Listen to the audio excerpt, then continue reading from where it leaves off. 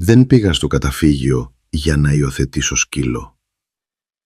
Πήγα εκεί για να αποχαιρετήσω. Τα λόγια βγήκαν από τα χείλη μου χωρίς προειδοποίηση, ξαφνιάζοντας ακόμα και τη νεαρή εθελόντρια πίσω από την υποδοχή. Το φωτεινό της χαμόγελο έσβησε για μια στιγμή, αρκετό για να δείξει ότι δεν ήξερε τι να κάνει μαζί μου. Δεν είχα σκοπό να γίνω δραματικός. Ήταν απλά η αλήθεια. Είχα οδηγήσει 2 ώρες διασχίζοντας 2 πόλεις, σε ένα αυτοκίνητο που μύριζε ακόμα από τα βαλσαμόξυλα της αλόης που κρεμούσε η γυναίκα μου στο καθρέφτη. Η γυναίκα μου, που δεν ήταν πια εδώ, χωρίς την πρόθεση να καθίσω δίπλα σε κανέναν στη θέση του συνοδηγού. Αλλά να που ήμουν. Το καταφύγιο, ελπίδα, βρισκόταν χαμηλά και γκρίζο στην άκρη ενός ήσυχου δρόμου έξω από τη Θεσσαλονίκη, παραμερισμένο ανάμεσα σε ελαιόδεντρα που άρχιζαν να χάνουν τα φύλλα τους. Μια χλωμή πρωινή ομίχλη κρεμόταν σαν μαντίλι γύρω από τα παράθυρά του. Μέσα ο χώρος ήταν καθαρός, καλά φωτισμένος, γεμάτος από το ελαφρύ κλαψούρισμα και το ανήσυχο τριγύρισμα ελπιδοφόρων σκύλων και το απαλό κλικ παπουτσιών στο γυαλισμένο τσιμέντο. Δεν είχα σκοπό να μπω μέσα, αλλά τα χέρια μου είχαν στρίψει το τιμόνι πριν προλάβω να τα σταματήσω. «Ψάχνετε κάτι συγκεκριμένο?» ρώτησε η εθελόντρια, κοιτώντας την ταμπέλα στα χέρια της. Την κοίταξα. Την τακτοποιημένη της αλογοουρά, τα καλοσυνάτα της μάτια, και ανασήκωσα τους ώμους. Όχι ακριβώς. Ήμουν συνταξιούχος ψαράς. Έζησα χρόνια στη θάλασσα. Τώρα ζούσα μόνος, σε ένα μέτριο σπίτι, λίγο έξω από τον Εύωσμο. Ένα σπίτι με τριζώμενα σκαλιά και έναν μικρό πεισματάρι κήπο. Η κόρη μου τηλεφωνούσε 1 φορά την εβδομάδα και οι γείτονες χαιρετούσαν περνώντας, αλλά τις περισσότερες φορές το σπίτι είχε γίνει ήσυχο. Πολύ ήσυχο. Η εθελόντρια έβηξε προς τα δεξιά. «Νιώστε ελεύθεροι να περιηγηθείτε στα κλουβιά. Μπορώ να απαντήσω σε ερωτήσεις μετά». Έγνεψα. Τα πόδια μου κοιμήθηκαν πριν το σκεφτώ. Σειρές σκύλων με παρακολουθούσαν.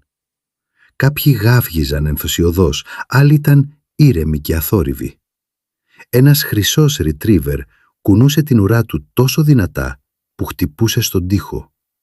Μερικά μπίγκλ ούρλιαζαν σε χοροδία. Κάθε κλουβί είχε μία ταμπελίτσα με σημειώσεις. Φιλικός, γεμάτος ενέργεια, καθαρός στο σπίτι, όχι καλός με γάτες. Τα μάτια μου γλιστρούσαν πάνω τους, σαν να διάβαζα κάτι που δεν χρειαζόμουν πραγματικά να ξέρω. Και τότε την είδα. Στο τελευταίο κλουβί αριστερά, μια αδύνατη μαύρη σκυλίτσα με βαθύ καφέ μάτια που μόλις που ανυψώθηκαν καθώς πλησίαζα. Τα αυτιά της ήταν ξεφτισμένα στις άκρες, το τρίχωμά της θαμπό και άνισο. Δεν γάβγισε. Δεν κούνησε την ουρά της. Απλά καθόταν στη γωνία και κοιτούσε ένα σημείο στο πάτωμα που δεν μπορούσα να δω. «Ποια είναι η ιστορία της?» ρώτησα καθώς η εθελόντρια με πρόλαβε. Κοίταξε την κάρτα στο κλουβί. «Αυτή είναι η Μαύρα», έκλεισε λίγο τη φωνή της. «Ήρθε εδώ πριν από περίπου 6 εβδομάδες. Την βρήκαν πίσω από ένα βενζινάδικο στην Εθνική Οδό, χωρίς ταυτοποίηση, χωρίς μικροτσίπ. Ήταν σε αρκετά άσχημη κατάσταση. Χρειάστηκε καιρός για να τη σταθεροποιήσουμε». «Κάποιος ενδιαφέρθηκε για αυτήν?» Δίστασε. «Όχι, δεν παρουσιάζεται πολύ καλά. Απλά κλείνεται στον εαυτό της όταν περνάνε άνθρωποι. Πιστεύουμε ότι έχει περάσει πολλά». Έσκυψα αργά, προσεκτικά, για να μην τρομάξω τον σκύλο. Η Μαύρα δεν κουνήθηκε. Δεν τινάχτηκε. Τα μάτια της έτρεξαν για ένα δευτερόλεπτο προς τα δικά μου, έπειτα ξανά κάτω. «Τι γίνεται αν κανείς δεν την πάρει?» Η εθελόντρια φάνηκε άβολη. «Έχουμε χώρο προς το παρόν, αλλά μακροπρόθεσμα κάνουμε ό,τι μπορούμε. Αναζητούμε ανάδοχες οικογένειες, δίκτυα διάσωσης». Έγνεψα. Το στήθος μου ήταν σφιγμένο. Δεν πήγα στο καταφύγιο για να υιοθετήσω σκύλο, αλλά το έκανα. Τα χαρτιά πήραν λιγότερο χρόνο από ό,τι φανταζόμουν. Η Μαύρα δεν διαμαρτυρήθηκε όταν η εθελόντρια έδεσε το λουρί στο περιλέμιό της, αν και τα πόδια της έτρεμαν λίγο καθώς πηγαίναμε στο αυτοκίνητο. Άνοιξα την πίσω πόρτα, απλώνοντας την παλιά ναυτική κουβέρτα που κρατούσα στο πορτμπαγκάζ από τον προηγούμενο χειμώνα, και περίμενα. Ανέβηκε αργά. Γύρισε 2 φορές πριν μαζευτεί σε μια σφιχτή μπάλα. Η επιστροφή ήταν ήσυχη. Κοίταζα ξανά και ξανά στον καθρέφτη, σχεδόν περιμένοντας να εξαφανιστεί. Αλλά έμεινε μαζεμένη και αθόρυβη, με μισάνυχτα μάτια. Όταν φτάσαμε στο σπίτι, δίστασε στη βεράντα. Κράτησα την πόρτα ανοιχτή. Μετά υποχώρησα και της έδωσα χώρο. Μετά από μια στιγμή, μπήκε μέσα. Η μύτη της κοιμήθηκε ανήσυχα. Μύρισε το πάτωμα, τις γωνίες, την άκρη του καναπέ. Η ουρά της έμεινε κάτω, αλλά δεν έφυγε τρέχοντας. «Μπορείς να μείνεις όσο θέλεις», είπα απαλά. Η Μαύρα φυσικά δεν απάντησε, αλλά δεν έφυγε κιόλας. Την πρώτη νύχτα κοιμήθηκε στο διάδρομο μπροστά στην κρεβατοκάμαρά μου. Άφησα την πόρτα μισάνυχτη. Γύρω στα μεσάνυχτα άκουσα να κουνιέται. Τα νύχια της κροτούσαν απαλά στο ξύλο. Νόμιζα ότι θα έψαχνε μία διέξοδο. Αλλά αντίθετα μαζεύτηκε ακριβώς μπροστά στην πόρτα. Την τρίτη μέρα με ακολουθούσε από δωμάτιο σε δωμάτιο, όχι κοντά, μόνο αρκετά για να παρακολουθεί. Όταν κάθισα στη βεράντα με τον καφέ μου, καθόταν στο κατόφλι με ανασηκωμένα αυτιά. Όταν πόντιζα τα γαρίφαλα στον κήπο, στεκόταν στην άκρη των σκαλιών και παρακολουθούσε τον σωλήνα σαν να μπορούσε να δαγκώσει. Την 5η μέρα γάβγισε. Ήταν ένα γάβγισμα, απότομο, καθαρό. Είχε ανακαλύψει έναν σκίουρο κοντά στον φράχτη και έβγαλε μια μοναδική δυνατή κραυγή που με έκανε να χύσω τον καφέ μου. Κι αυτή φαινόταν εκπλαγμένη, η ίδια. Τα αυτιά της σηκώθηκαν για πρώτη φορά. «Αυτή είναι η φωνή σου?» ρώτησα χαμογελώντας. Με κοίταξε και ανοιγόκλεισε τα μάτια. Μετά κάθισε. Από εκεί και πέρα άρχισα να της μιλάω περισσότερο. Της έλεγα τι έκανα. Της ανέφερα τι χρειαζόταν επισκευή στο σπίτι. Διάβαζα δυνατά τα γράμματα. Η Μαύρα δεν απαντούσε, αλλά άκουγε. Τα μάτια της έμεναν πάνω μου.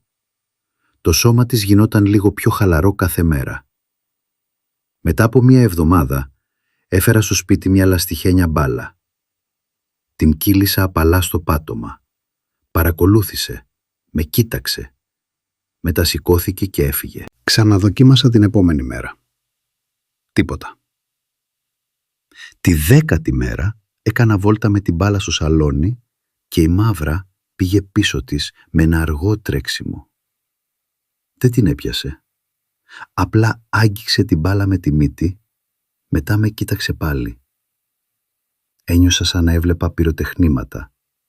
Εκείνο το βράδυ κάθισα στο πάτωμα κοντά στο κρεβάτι της. Ήταν εκεί μαζεμένη, με μισάνυχτα μάτια. Άπρωσα το χέρι μου, αργά, και άγγιξα το πλευρό της. Τινάχτηκε, μετά χαλάρωσε. «Δεν χρειάζεται να φοβάσαι πια», ψιθύρισα. Έκλεισε τα μάτια. 3 εβδομάδες πέρασαν, μετά 1 μήνας.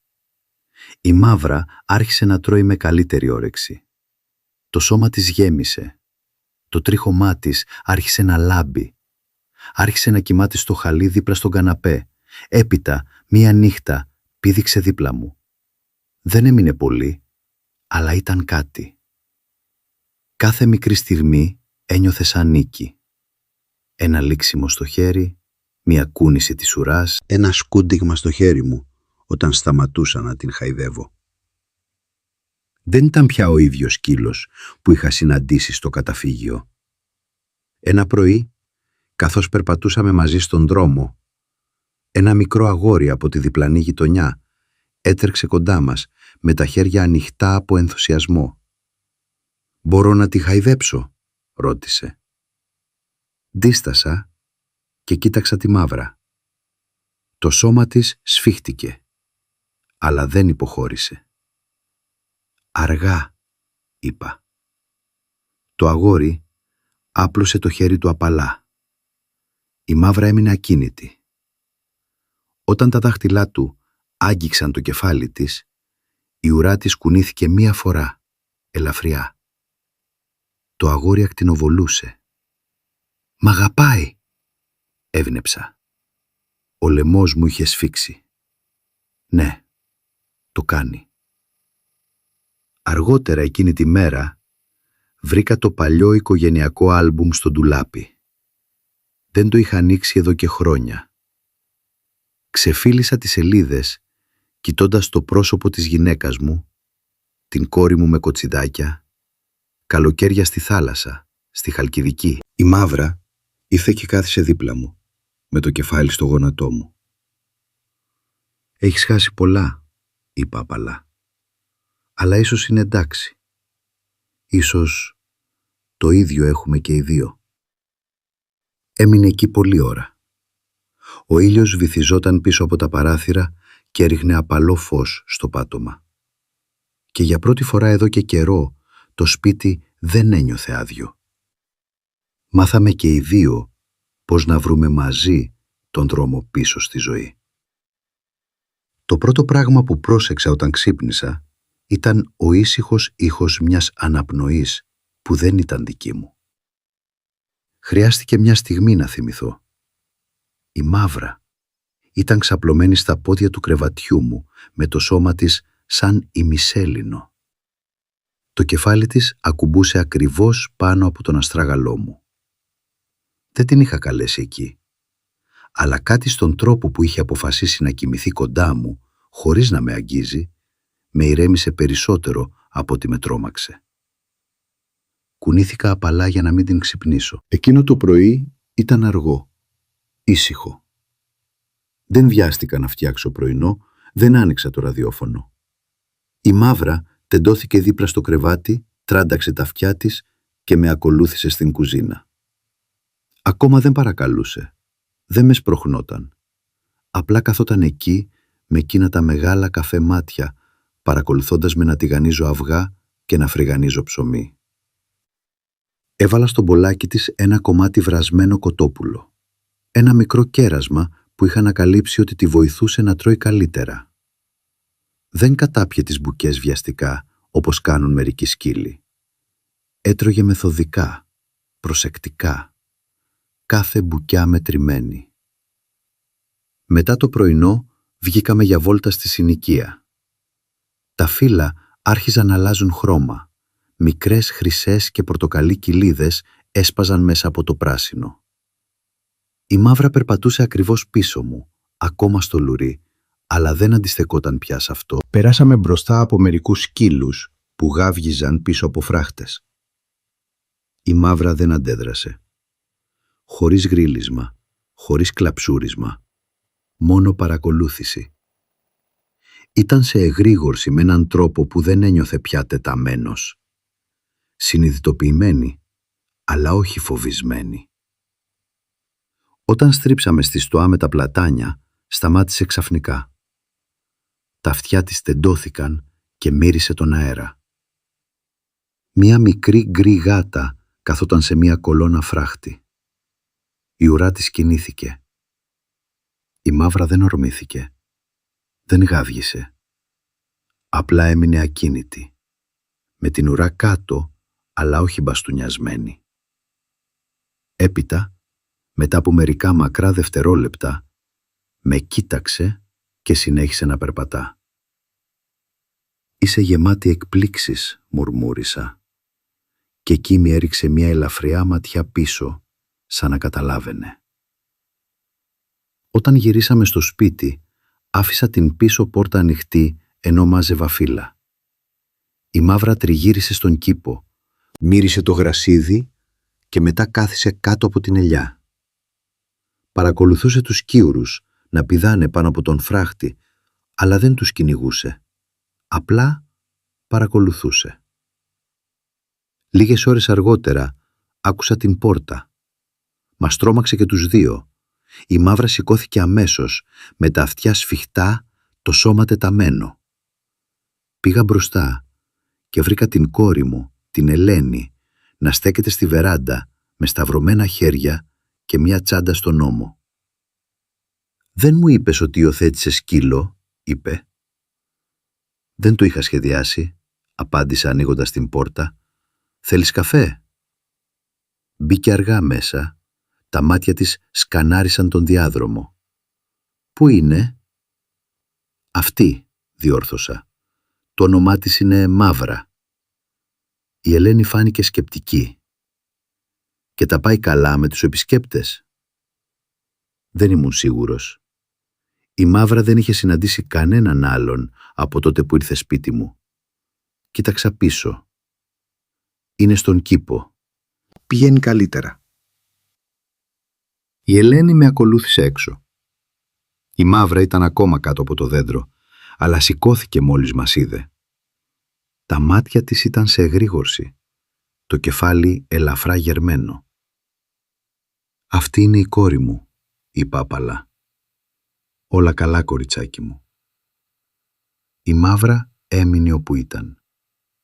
Η Ελένη γονάτισε μερικά μέτρα μακριά, με τα χέρια απλωμένα, αλλά χωρίς να πλησιάσει. «Γεια σου, Μαύρα. Είσαι όμορφη». Η Μαύρα ανοιγόκλεισε τα μάτια και κάθισε πάλι.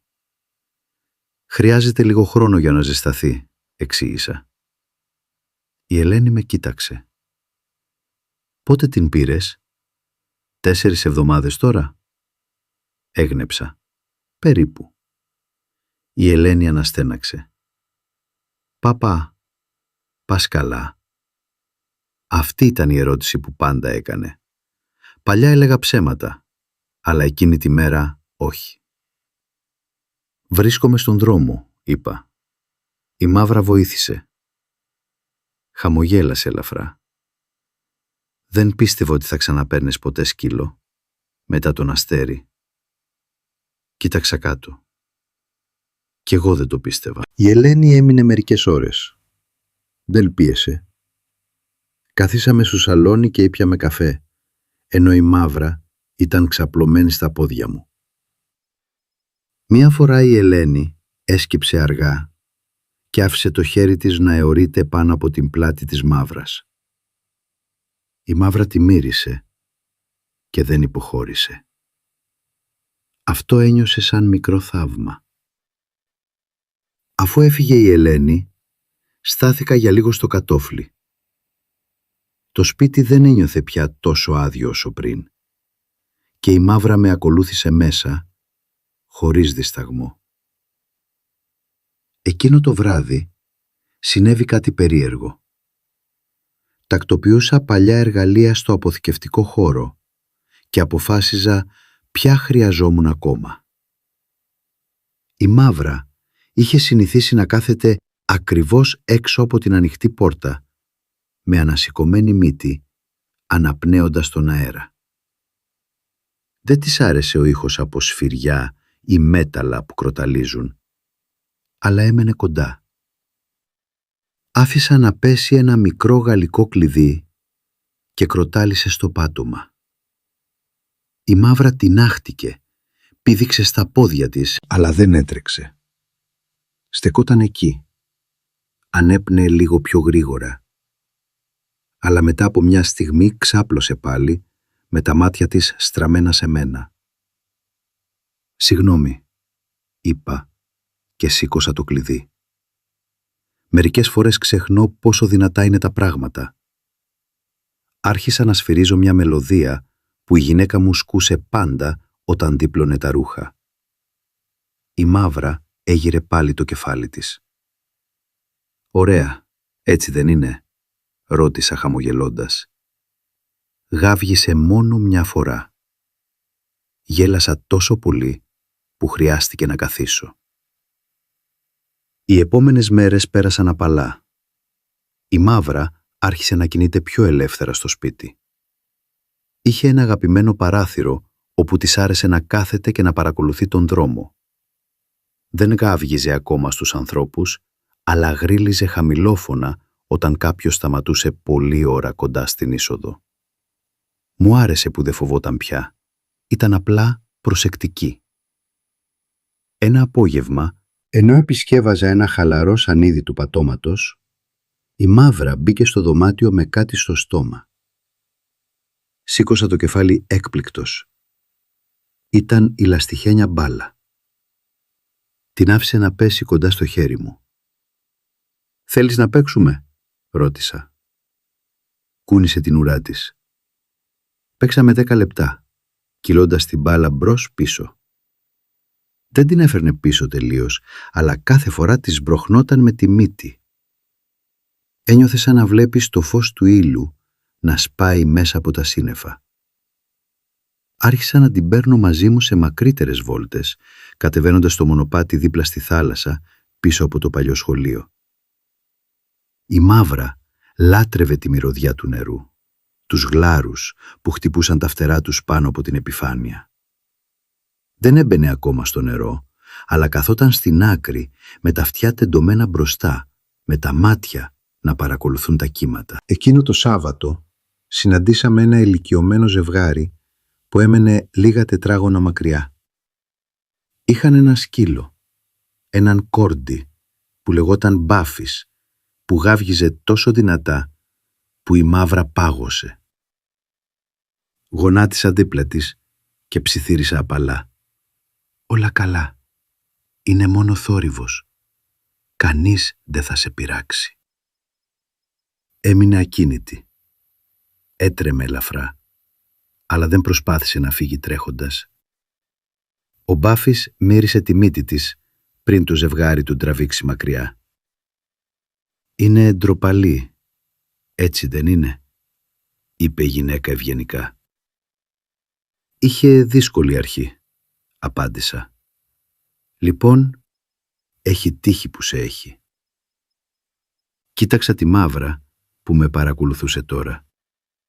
Το σώμα της ήσυχο, αλλά πιο χαλαρό. «Εγώ έχω τύχη που τη έχω αυτήν». Όταν γυρίσαμε στο σπίτι, έβαλα μία κατσαρόλα στη φωτιά. Έκοβα καρότα και σέλινο, ενώ η Μαύρα ήταν ξαπλωμένη κοντά, μυρίζοντας περιστασιακά με ενδιαφέρον. Μου έπεσε ένα κομμάτι πατάτα και αυτή όρμησε μπροστά και το έπιασε πριν κυλήσει πολύ. «Μάλλον σου αρέσουν οι πατάτες», γέλασα. Έγλειψε τα χείλη της. Εκείνο το βράδυ κάθισα στη βεράντα τυλιγμένο σε ένα παλιό φλανελένιο πουκάμισο. Η Μαύρα ήταν ξαπλωμένη στα πόδια μου, με το κεφάλι σε μια πατούσα. Τα αστέρια άρχισαν να εμφανίζονται ένα-ένα. «Ξέρεις», είπα χαμηλόφωνα, «δεν ήξερα πόσο μου έλειπε να μιλάω δυνατά μέχρι που άρχισες να ακούς». Χτύπησε μία φορά με την ουρά. Εκείνη η μικρή χειρονομία, μόνο μία κίνηση της ουράς, σήμαινε τον κόσμο. Την επόμενη το πρωί ξύπνησα από το ελαφρύ κλαψούρισμα της Μαύρας. Σηκώθηκα απότομα, νομίζοντας ότι κάτι δεν πάει καλά, αλλά αυτή έτρεχε πέρα δόθε μπροστά στην εξώπορτα. «Θέλεις να βγεις?» ρώτησα φτάνοντας στη ρόμπα μου. Γάβγισε μία φορά, κοφτά και ψηλά. Άνοιξα την πόρτα και εκείνη όρμησε στον κήπο. Ένας κύουλος είχε καταφύγει στην κολόνα του φράχτη και η Μαύρα τον κυνήγησε. Δεν τον έπιασε βέβαια, ξέφυγε. Αλλά αυτή γύρισε με τη γλώσσα έξω και κουνώντας την ουρά. Έπαιζε. Ήταν η πρώτη φορά που την έβλεπα να παίζει πραγματικά. Την άφησα να μπει μέσα και της έδωσε ένα κέρασμα. Το πήρε απαλά. Μετά κάθισε δίπλα μου στο χαλί. Αργότερα, εκείνη τη μέρα, Τηλεφώνησε η Ελένη. Της είπα για τη μαύρα που κυνήγησε το σκιούρο. «Ακούγεται σαν να βγαίνει από τον εαυτό της», είπε. «Ναι, αρχίζει να συμπεριφέρεται σαν πραγματικό σκύλος». Η Ελένη γέλασε. «Ίσως χρειαζόταν απλά το σωστό άτομο. Ίσως και οι δύο». Εκείνο το βράδυ, η μαύρα πήδηξε δίπλα μου στον καναπέ. Όχι διστακτικά, όχι μισόκαρδα. Κουλουριάστηκε δίπλα μου, με το κεφάλι στον μυρό μου. Πάγωσα για μια στιγμή, αβέβαιος αν έπρεπε να κουνηθώ, αλλά μετά έβαλα αργά το χέρι μου στην πλάτη της και ένιωσα την αναπνοή της ήρεμη κάτω από τα δάχτυλά μου. Και για πρώτη φορά, εδώ και πολύ καιρό, ένιωσα ότι ήμουν ακριβώς εκεί που έπρεπε να είμαι. Ποτέ δεν φανταζόμουν ότι θα ήμουν ο τύπος του ανθρώπου που στέκεται σε ένα κατάστημα παιχνιδιών ζώων, κρατώντας στο ένα χέρι έναν νεονπράσινο δεινόσαυρο και στο άλλο μια βελούδινη πάπια, γυρίζοντάς τα σαν να ήταν ανεκτήμητα αντικείμενα. Αλλά να που ήμουν. Η μαύρα καθόταν στο αυτοκίνητο και περίμενε υπομονετικά στη θέση του συνοδηγού με το παράθυρο ανοιχτό μια χαραμάδα. Τα μάτια της παρακολουθούσαν κάθε κίνηση έξω. Δεν είχα σκοπό να την πάρω μαζί, αλλά με είχε ακολουθήσει ως την πόρτα με τέτοια ήσυχη επιμονή που δεν μπόρεσα να πω όχι. Όταν γύρισαμε και τα δύο παιχνίδια, μύρισε προσεκτικά την τσάντα. Στο σπίτι αγνόησε τελείως την πάπια, αλλά πήρε τον δεινόσαυρο απαλά ανάμεσα στα δόντια και τον έφερε στο χαλί μπροστά στο παράθυρο. Τον μασούσε με μία κάποια σεβαστική συγκέντρωση. Το τσιριχτό που κόθε τόσο εξέπεμπε ένα ήσυχο βογγιτό και εκείνη σταματούσε να ακούει, σαν να ήθελε να καταλάβει από πού ερχόταν ο ήχος. Να την παρακολουθώ έτσι ηρέμησε κάτι μέσα μου, κάτι που δεν ήξερα ότι ήταν ακόμα χαλαρό. Ήταν ο τρόπος που είχε διεκδικήσει το παιχνίδι ως δικό της. Ο τρόπος που είχε εγκατασταθεί στο σπίτι χωρίς άδεια, αλλά και χωρίς απολογία. Η μαύρα είχε περάσει άλλο ένα αόρατο κατόφλι. Και ίσως κι εγώ. Εκείνο το Σαββατοκύριακο ήρθε πάλι η Ελένη, αυτή τη φορά με τη μικρότερη κόρη της, τη Ζωή. Η εγγονή μου, τώρα 6 χρονών, δεν είχε ακόμα γνωρίσει τη μαύρα και ήμουν πιο νευρικός από ό,τι περίμενα. Η μαύρα τα είχε πάει καλά με το αγόρι από τη διπλανή αυλή, αλλά η Ζωή ήταν πιο δυνατή, πιο απρόβλεπτη. Έτρεξε μπροστά από την Ελένη στη βεράντα. Τα μικρά της παπουτσάκια χτυπούσαν στα σκαλιά. «Παππού!» φώναξε και έριξε τα χέρια της γύρω από τη μέση μου. Την αγκάλιασα, μετά γονάτισα δίπλα της. «Έχουμε μία νέα φίλη μέσα. Το όνομά της είναι Μαύρα. Είναι λίγο ντροπαλή». Τα μάτια της Ζωής άναψαν. «Είναι καλή?» «Θα γίνει». Η Ελένη εμφανίστηκε πίσω της, προειδοποιώντας ήδη με εκείνη τη γλυκιά φωνή της μαμάς. «Μέσα ήσυχα.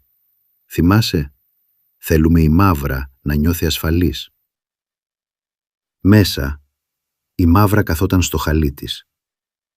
Δεν έφυγε τρέχοντας, αλλά τα αυτιά της πήγαν πίσω και το σώμα της χαμήλωσε ελαφρά.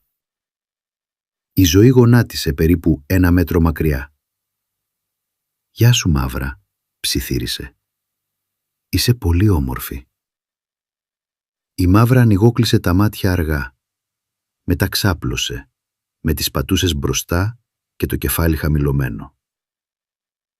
«Είναι αυτό καλό?» ρώτησε η Ζωή. «Είναι πολύ καλό», είπα. Και η Ελένη χαμογέλασε πίσω της. Περάσαμε το απόγευμα μαζί. Η Μαύρα κρατούσε απόσταση από τη Ζωή, μυρίζοντάς την κατά καιρούς από πίσω, αλλά χωρίς ποτέ να πλησιάσει υπερβολικά. Όταν η Ζωή έφαγε ένα κομμάτι ζαμπόν και της έπεσε στο πάτωμα, η Μαύρα ήταν εκεί, σαν αστραπή. Το σήκωσε απαλά και αποσύρθηκε με αυτό σαν να ήταν θησαυρός. «Νομίζω ότι βρήκαμε το αγαπημένο της κέρασμα», είπε η Ελένη γελώντας. Εκείνο το βράδυ, αφού έφυγαν, η Μαύρα τριγύρισε για λίγο στο σαλόνι. Φαινόταν να ψάχνει τη ζωή. Η μύτη της δούλευε στον αέρα, τα βήματά της αργά. Τελικά γύρισε στο χαλί της και έβαλε το παιχνίδι δεινόσαυρό της κάτω από μια πατούσα. Την επόμενη μέρα μαγείρεψα λίγο ζαμπόν και το ανακάτεψα με το βραδινό της. Έφαγε κάθε μπουκιά με περισσότερο ενθουσιασμό από συνήθως. Όταν τελείωσε, ήρθε σε μένα και σπρώχνοντας το γόνατό μου με τη μύτη. «Ήταν αυτό ευχαριστώ?» ρώτησα, τρίβοντάς της πίσω από το αυτί. Ακούμπησε στο άγγιγμα. Λίγες μέρες αργότερα είχαμε την πρώτη καταιγίδα της εποχής. Ο άνεμος άρχισε νωρίς το βράδυ, θρώισμα στα δέντρα και σφύριγμα στα παράθυρα. Η Μαύρα άρχισε να πηγαινοέρχεται πολύ πριν τον πρώτο βρόντο.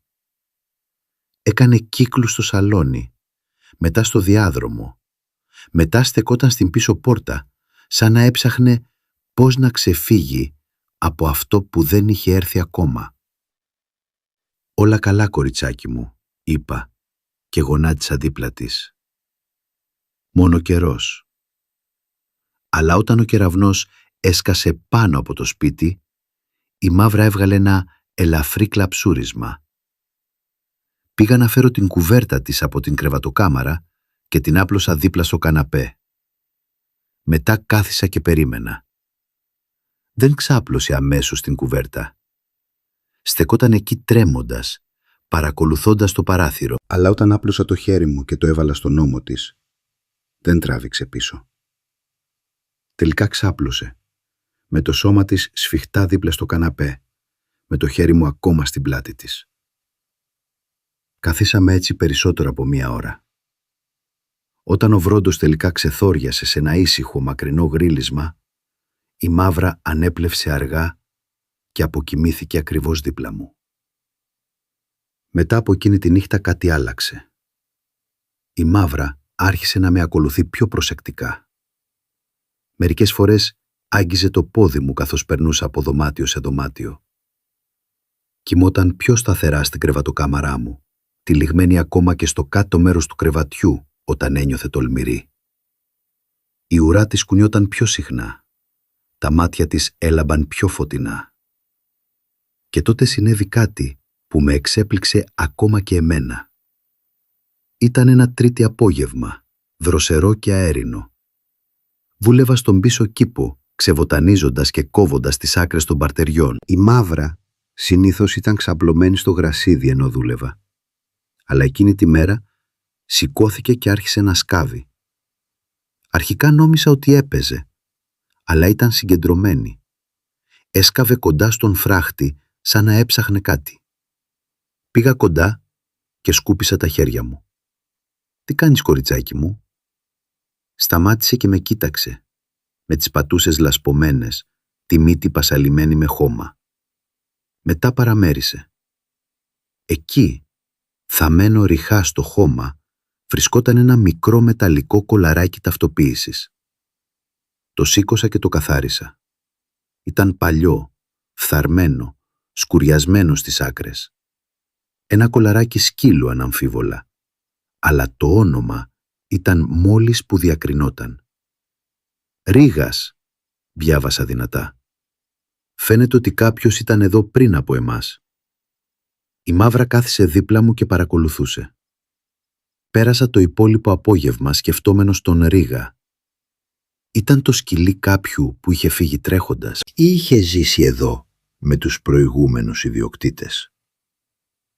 Δεν αναγνώριζα το όνομα. Έπλυνα το κολαράκι και το έβαλα στην αποθήκη. Η Μαύρα με παρακολούθησε. Μετά κουλουριάστηκε στη βεράντα σαν να είχε ολοκληρώσει τη δουλειά της. Εκείνη τη νύχτα ονειρεύτηκα τη γυναίκα μου για πρώτη φορά, εδώ και μήνες. Καθόταν στο τραπέζι της κουζίνας και διάβαζε εφημερίδα, με μια καπνιστή κούπα καφέ δίπλα της. Η Μαύρα ήταν κι εκεί, κουλουριασμένη στα πόδια της. Όταν ξύπνησα, το όνειρο κολούσε επάνω μου. Κοίταξα προς τη Μαύρα που κοιμόταν στο κάτω μέρος του κρεβατιού. Το στήθος της ανεβοκατέβαινε αργά. Οι πατούσες της σπαρταρούσαν κάποια στιγμή, σαν να έτρεχε στον ύπνο της. Χαμογέλασα. Μετά σηκώθηκα και έβαλα καφέ. Εκείνη τη μέρα αποφάσισα ότι θα κάναμε μια μεγαλύτερη βόλτα, πέρα από το μονοπάτι δίπλα στη θάλασσα, μέσα από το δάσος που άκρες το παλιό μιλόδρομο. Η Μαύρα ήταν πρόθυμη. Τραβούσε απαλά τη λουρί, κουνούσε την ουρά. Περπατήσαμε μέσα από φύλλα που θρώιζαν και ηλιακό φως που φιλτράριζε μαλακό και χρυσό μέσα από τα δέντρα.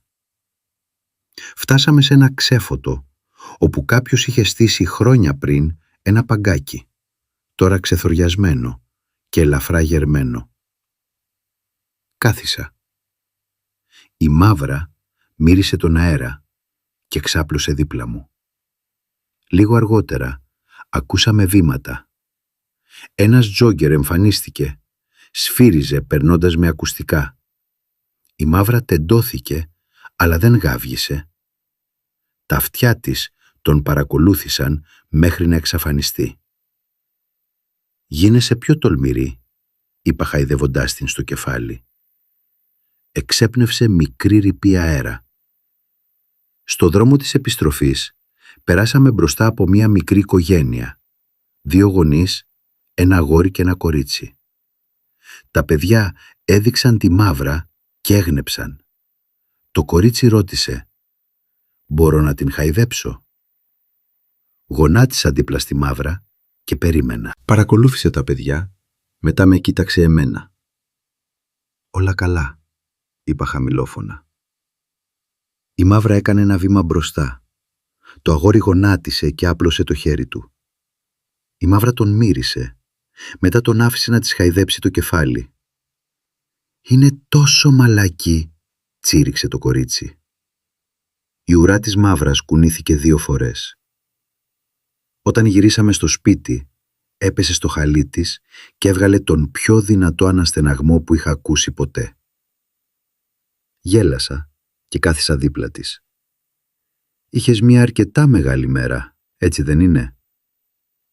Κύλησε στο πλάι, τελείως χαλαρή. Εκείνη τη νύχτα τηλεφώνησε πάλι η Ελένη. «Η Ζωή μιλάει συνέχεια για τη Μαύρα», είπε. «Θέλει να ζωγραφίσει τη φωτογραφία της για την παρουσίαση στο σχολείο». «Μπορεί να έρθει όποτε θέλει», είπα. «Ίσως το δεχτώ». Πριν κλείσουμε, η Ελένη πρόσθεσε: «Ακούγεσαι καλά, μπαμπά. Ακούγεσαι πιο ελαφρύς». Κοίταξα τη Μαύρα, που τώρα αποκοιμιόταν στον καναπέ με το παιχνίδι δεινόσαυρο κάτω από το πηγούνι της. «Νιώθω πιο ελαφρύς». Το επόμενο πρωί η Μαύρα γάβγισε. Όχι από θόρυβο, όχι από σκίουρο. Γάβγισε στον ταχυδρόμο. Δεν ήταν ένα φοβισμένο γάβγισμα. Ήταν ένα «εδώ είναι το σπίτι μου» γάβγισμα. Προστατευτικό. Αυτοπεποίθηση. Όταν άνοιξα την πόρτα, ο ταχυδρόμος χαμογέλασε. «Νέος σκύλος, «Είναι εδώ αρκετό καιρό πια», είπα. «Λοιπόν, έχει καλό γάβγισμα. Ακούγεται σαν να το εννοεί». «Βρίσκει τη φωνή της», απάντησα. Η Μαύρα στεκόταν ψηλά δίπλα μου, με την ουρά ανασηκωμένη. Και ξαφνικά κατάλαβα κάτι ακόμα.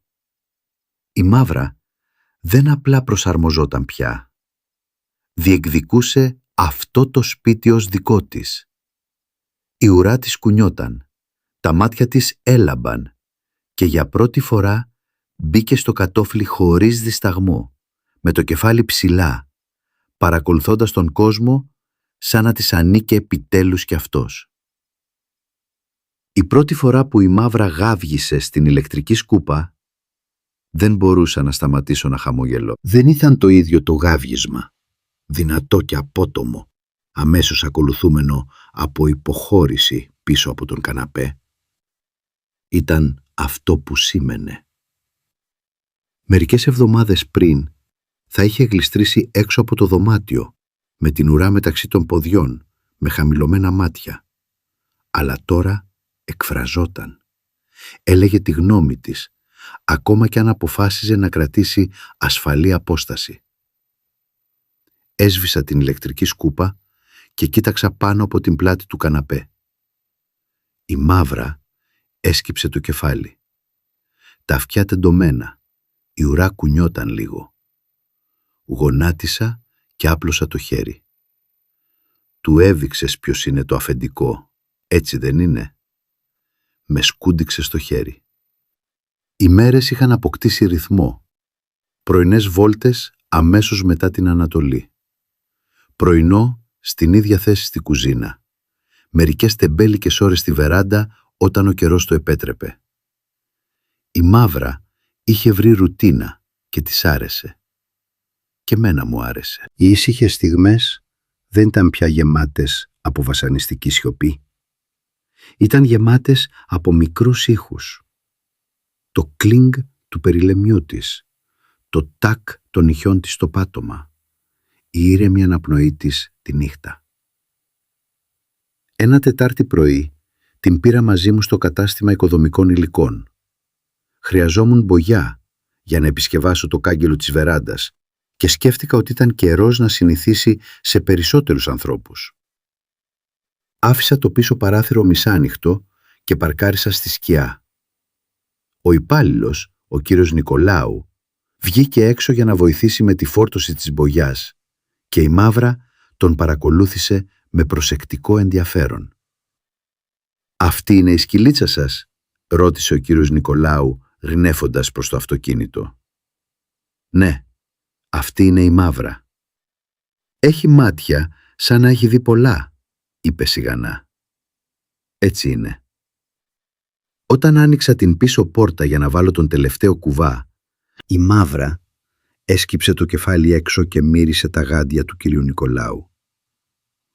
«Ξεπαγώνει», είπα. «Έχει καλά ένστικτα», απάντησε εκείνος χωρίς να βιαστεί. Αργότερα εκείνη τη μέρα άπλωσα τα προστατευτικά υφάσματα και έβαλα τα χέρια μου στα κάγκελα. Η Μαύρα ήταν ξαπλωμένη κοντά, με το πηγούνι στις πατούσες, παρακολουθώντας με νησταγμένο ενδιαφέρον. Μετά από λίγο την άκουσα να ρουθουνίζει, έναν από εκείνους τους σκυλίσιους αναστεναγμούς που ακούγονται σχεδόν ανθρώπινοι.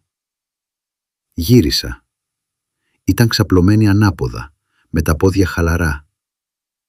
Αυτό ήταν καινούριο.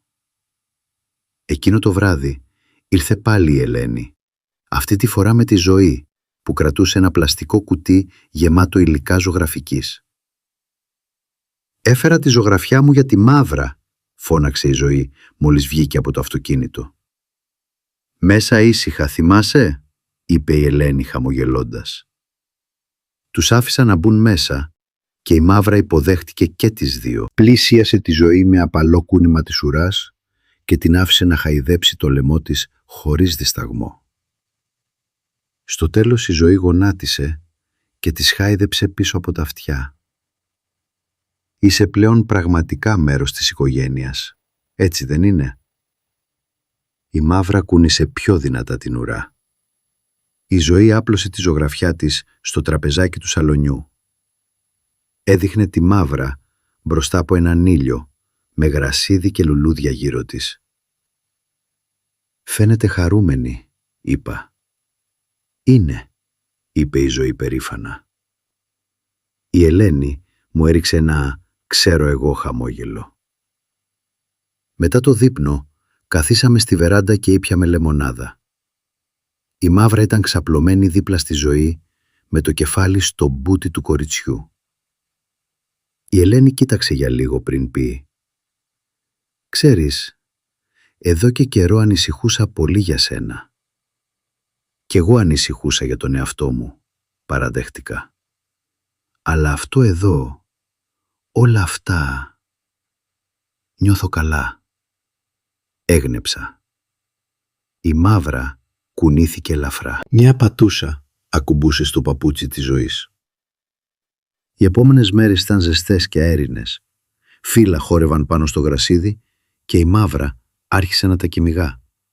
Όχι γρήγορα, όχι με άγρια ενέργεια, αλλά με μια κάποια συγκεντρωμένη σκοπιμότητα. Όρμησε πάνω σε ένα, το στερέωσε κάτω από την πατούσα, το μύρισε. Μετά το άφησε πάλι. Με έκανε να γελάω κάθε φορά. Ένα απόγευμα, ενώ έκοβα τον φράχτη, ήρθε το αγόρι από τη διπλανή αυλή. Ήταν γύρω στα 10, με ξανθά μαλλιά και μια μπάλα μπάσκετ κάτω από τον μπράτσο. «Γεια κύριε Παπα-Νικολάου», είπε. «Μπορεί να βγει η Μαύρα?» Ανοιγόκλεισα τα μάτια. «Να βγει να παίξει?» «Μόνο για λίγο. Της αρέσω, έτσι δεν είναι?» Κοίταξα τη Μαύρα που καθόταν κοντά στη βεράντα και μας παρακολουθούσε. «Πρέπει να πας αργά», είπα. «Θα πάω». Έλυσα τη λουρί και άνοιξα την πύλη. Η Μαύρα βγήκε, πρώτο διστακτικά, μετά προχώρησε προς το αγόρι. Γονάτισε και άπλωσε την μπάλα. Αυτή τη μύρισε και της μπροχνόταν ελαφρά με τη μύτη. «Νομίζω ότι θέλει να παίξει», χαμογέλασε εκείνος. Δεν έπαιξαν πραγματικά μπάσκετ, αλλά αυτός την κυλούσε πέρα δόθε και η Μαύρα την κυνηγούσε απαλά, σπρώχνοντάς τη σαν ποδοσφαιριστής. Γάβγισε ακόμα μία φορά όταν κύλησε πολύ μακριά. Το αγόρι γέλασε. «Είναι η καλύτερη τερματοφύλακας που είχα ποτέ». Στεκόμουν στο φράχτη, με τα χέρια στις τσέπες, νιώθοντας κάτι ζεστό στο στήθος που δεν είχα νιώσει εδώ και καιρό. Αργότερα εκείνη την εβδομάδα βρέθηκα να κοιτάζω ένα παλιό λουρί και ένα περιλέμιο που είχαμε χρησιμοποιήσει κάποτε για τον Αστέρι. Ήταν αποθηκευμένα σε ένα κουτί στην ντουλάπα, αναλύωτα από τότε που πέθανε. Τα έβραλα, τα καθάρισα και τα έβαλα απαλά σε ένα ράφι. Όχι για χρήση, απλά για να θυμάμαι. Η Μαύρα είχε το δικό της λουρί, τη δική της θέση, αλλά ένιωθα σωστό να κρατήσω και τα δύο. Ένα Παρασκευή πρωί άκουσα την εξώπορτα να τραντάζει ελαφρά, μια παράδοση. Η Μαύρα γάβγισε μία φορά. Πήγε στο παράθυρο. Μετά κάθισε και παρακολούθησε το φορτηγό να φεύγει. Βγήκα έξω και πήρα το πακέτο. Όταν γύρισα, το μύρισε, σαν να μπορούσε να είναι κάτι για αυτήν. Ήταν απλά κάλτσες, αλλά έβγαλε ένα κέρασμα ούτως ή άλλως. «Το κέρδισες», είπα. «Καλή φρούρηση». Το επόμενο πρωί ξύπνησα με μία μικρή έκπληξη. Η Μαύρα είχε φέρει τον δεινόσαυρο παιχνίδι στην κρεβατοκάμαρά μου και τον είχε αφήσει δίπλα στις παντόφλες μου. Δεν ήταν μασημένος ή μουσκεμένος, απλά τοποθετημένος εκεί σαν δώρο. «Ευχαριστώ, κοριτσάκι μου», είπα και τη χάιδεψα. Ακούμπησε στο χέρι μου. Αργότερα εκείνη τη μέρα πήγαμε στο πάρκο στο κέντρο της πόλης. Εκεί υπήρχε ένας ελεύθερος χώρος για σκύλους, που δεν είχα τολμήσει να χρησιμοποιήσω νωρίτερα, αλλά ήταν νωρίς και άδειος. Άνοιξα την πύλη και έλυσα τη Μαύρα. Δίστασε. Μετά προχώρησε αργά κατά μήκος της άκρης, με τη μύτη στο έδαφος. Τελικά βρήκε τον δρόμο της σε ένα σκιερό μέρος κάτω από ένα δέντρο και ξάπλωσε, με τη γλώσσα έξω, να ξεκουράζεται ήσυχα. Μια γυναίκα με έναν χρυσό ριτρίβερ μπήκε μέσα. Κράτησα την αναπνοή μου. Ο ριτρίβερ έτρεξε κοντά, φιλικός και ενθουσιώδης. Η Μαύρα έμεινε για μια στιγμή σκληρή. Μετά μύρισε τη μύτη του άλλου σκύλου. Έκαναν έναν κύκλο ο ένας γύρω από τον άλλον. Μετά η Μαύρα έφυγε, αλλά όχι μακριά. «Γνωρίζετε εδώ?» ρώτησε η γυναίκα. Κάπως, είπα. Αυτή είναι η Μαύρα. Πηγαίνουμε αργά. Είναι υπέροχη. Έχει διανύσει πολύ δρόμο. Η γυναίκα χαμογέλασε. Μερικές φορές αυτή είναι η καλύτερη σκύλη. Αυτοί που σε μαθαίνουν υπομονή. Έγνεψα. Η Μαύρα ξάπλωσε πάλι με μισάνοιχτα μάτια. Εκείνο το βράδυ, μετά από ήσυχο δείπνο, κάθισα στη βεράντα και παρακολούθησα τον ήλιο να βυθίζεται πίσω από τα δέντρα.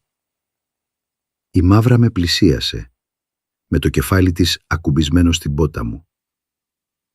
«Έχεις αλλάξει πολύ», ψιθύρισα. Δεν κουνήθηκε. Και νομίζω κι εγώ. Κάπου στα δέντρα κελαηδούσε ένα πουλί. Ο ουρανός βάφτηκε ροζ του σούρουπου και καθίσαμε εκεί στη σιωπή χωρίς να χρειαζόμαστε τίποτα περισσότερο. Η Μαύρα κι εγώ δεν είχαμε τελειώσει ακόμα. Είχαμε ακόμα πολλά να μάθουμε, να δούμε, να μοιραστούμε. Αλλά είχαμε φτάσει τόσο μακριά και για εκείνη τη στιγμή αυτό ήταν παραπάνω από αρκετό. Το πρωί που η Μαύρα γάβγισε πριν καν σηκωθώ από το κρεβάτι, ήξερα ότι κάτι ήταν διαφορετικό. Δεν ήταν πανικόβλητο γάβγισμα. Ούτε το είδος που έδινε στον ταχυδρόμο. Ήταν κοφτό και επίγον, σαν χτύπημα στην πόρτα. Κάθισα όρθιος και τη βρήκα να στέκεται στο παράθυρο της κρεβατοκάμαρας, με τα αυτιά τεντωμένα, την ουρά ίσια. «Τι συμβαίνει?» μουρμούρισα φορώντας τη ζακέτα μου.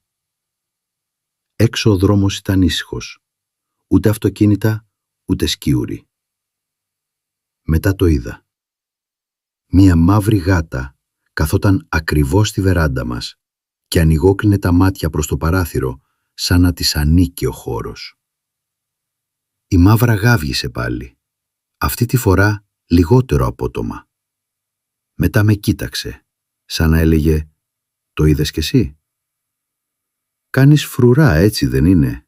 είπα χαϊδεύοντάς την. «Καλό κορίτσι. Θα φτιάξω πρωινό». Η Μαύρα πήρε λίγο κοτόπουλο με το ξερό φαγητό της κι εγώ είχα φρυγανισμένο ψωμί με ελαιόλαδο και αυγά. Δεν ορμούσε πια στο φαγητό. Έτρωγε ήρεμα, σαν να περίμενε ότι το φαγητό θα ήταν πάντα εκεί. Αυτό και μόνο ένιωθε σαν θαύμα. Μετά το πρωινό άνοιξα την πίσω πόρτα. Η Μαύρα βγήκε στο δροσερό πρωινό αέρα, μετά γύρισε και περίμενε. Περίμενε τώρα πάντα για μένα. Την ακολούθησα στον κήπο και κάναμε μερικές γύρες μαζί πριν ξεκουραστούμε στη βεράντα. Ήπια καφέ, ενώ εκείνη ήταν ξαπλωμένη με τη μύτη ανάμεσα στις πατούσες, με μισάνοιχτα μάτια. Ήταν αρχές Οκτωβρίου και ο άνεμος είχε δυναμώσει. Μπορούσα να μυρίσω πώς άλλαζε η εποχή. Το τρίχωμα της Μαύρας είχε γίνει πιο πυκνό από το καλοκαίρι, τώρα μαλακό και γυαλιστερό. Έδειχνε δυνατότερη, όχι μόνο σωματικά, αλλά και ψυχικά. Ξεφύλιζα την εφημερίδα όταν χτύπησε το τηλέφωνο. Ήταν η Ελένη. «Παπά, το σχολείο της ζωής κάνει ημέρα κατοικίδιων ζώων για τις οικογένειες. Θέλει απαραίτητα να μιλήσει για τη Μαύρα. Θα ήταν εντάξει?» Χαμογέλασα. «Φυσικά. Χρειάζεται φωτογραφίες ή κάτι τέτοιο?» «Στην πραγματικότητα θέλουμε να κάνουμε μια μικρή παρουσίαση.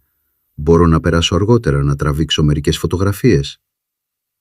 Η Μαύρα τέντωσε τα αυτιά στον ήχο του ονόματος της Ελένης. Έβαλα το τηλέφωνο στο αυτί της. «Πες γεια», αστιεύτηκα. Η Μαύρα έγλειψε τον ακουστικό. Η Ελένη γέλασε. «Αυτό αρκεί». Εκείνο το απόγευμα η Μαύρα ποζάρισε σαν επαγγελματίας. Η Ελένη έβγαλε φωτογραφίες στον κήπο, στη βεράντα, καθώς καθόταν δίπλα στη ζωή με το κεφάλι γερμένο, σαν να καταλάβαινε κάθε λέξη που έλεγε η μικρή. «Κοιτάζεται τόσο διαφορετικά από τότε που την έφερες πρώτη φορά σπίτι», είπε η Ελένη. «Δεν αναγνωρίζω την παλιά Μαύρα», απάντησα. «Έχει γίνει κάποιος καινούριος». Η ζωή έδειξε στη Μαύρα τη ζωγραφιά που ήθελε να πάρει στο σχολείο. Ήταν πιο νέα, πιο λεπτομερής από την πρώτη. Η Μαύρα ήταν ζωγραφισμένη κάτω από το δέντρο στον κήπο μας, με ένα πουλί στον ουρανό και λουλούδια γύρω-γύρω.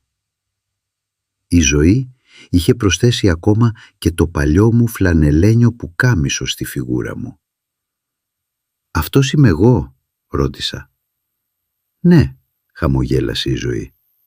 «Σε έβαλα μαζί με τη Μαύρα, γιατί είστε καλύτεροι φίλοι». Η Μαύρα κούνησε την ουρά της αμέσως. Αφού έφυγαν, η Μαύρα φάνηκε ανήσυχη. Κατάλαβα ότι της έλειπε η ζωηράδα. Οπότε άρπαξα τη λουρί της και κάναμε μια μεγαλύτερη βόλτα, στριφογυρίζοντας τη συνοικία και κατεβαίνοντας το μονοπάτι του πάρκου. Εκεί υπήρχαν περισσότεροι άνθρωποι.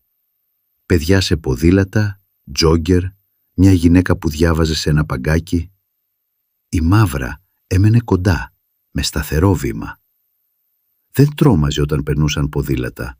Δεν αντιδρούσε όταν ένα μικρό παιδί έδειχνε και φώναζε «Σκύλος!». Απλά περπατούσε. Πρόσεξα κάτι. Οι άνθρωποι μας χαμογελούσαν. Όχι με τον ευγενικό απρόσωπο τρόπο, αλλά με τον ζεστό, βλέποντα τρόπο. Η Μαύρα είχε αυτό το αποτέλεσμα πλέον. Δεν ήταν πια αόρατη.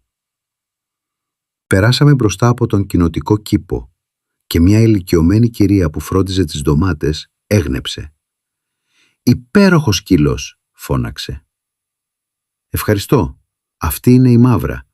Έχει διανύσει πολύ δρόμο». «Αυτό ισχύει για όλους μας, έτσι δεν είναι?»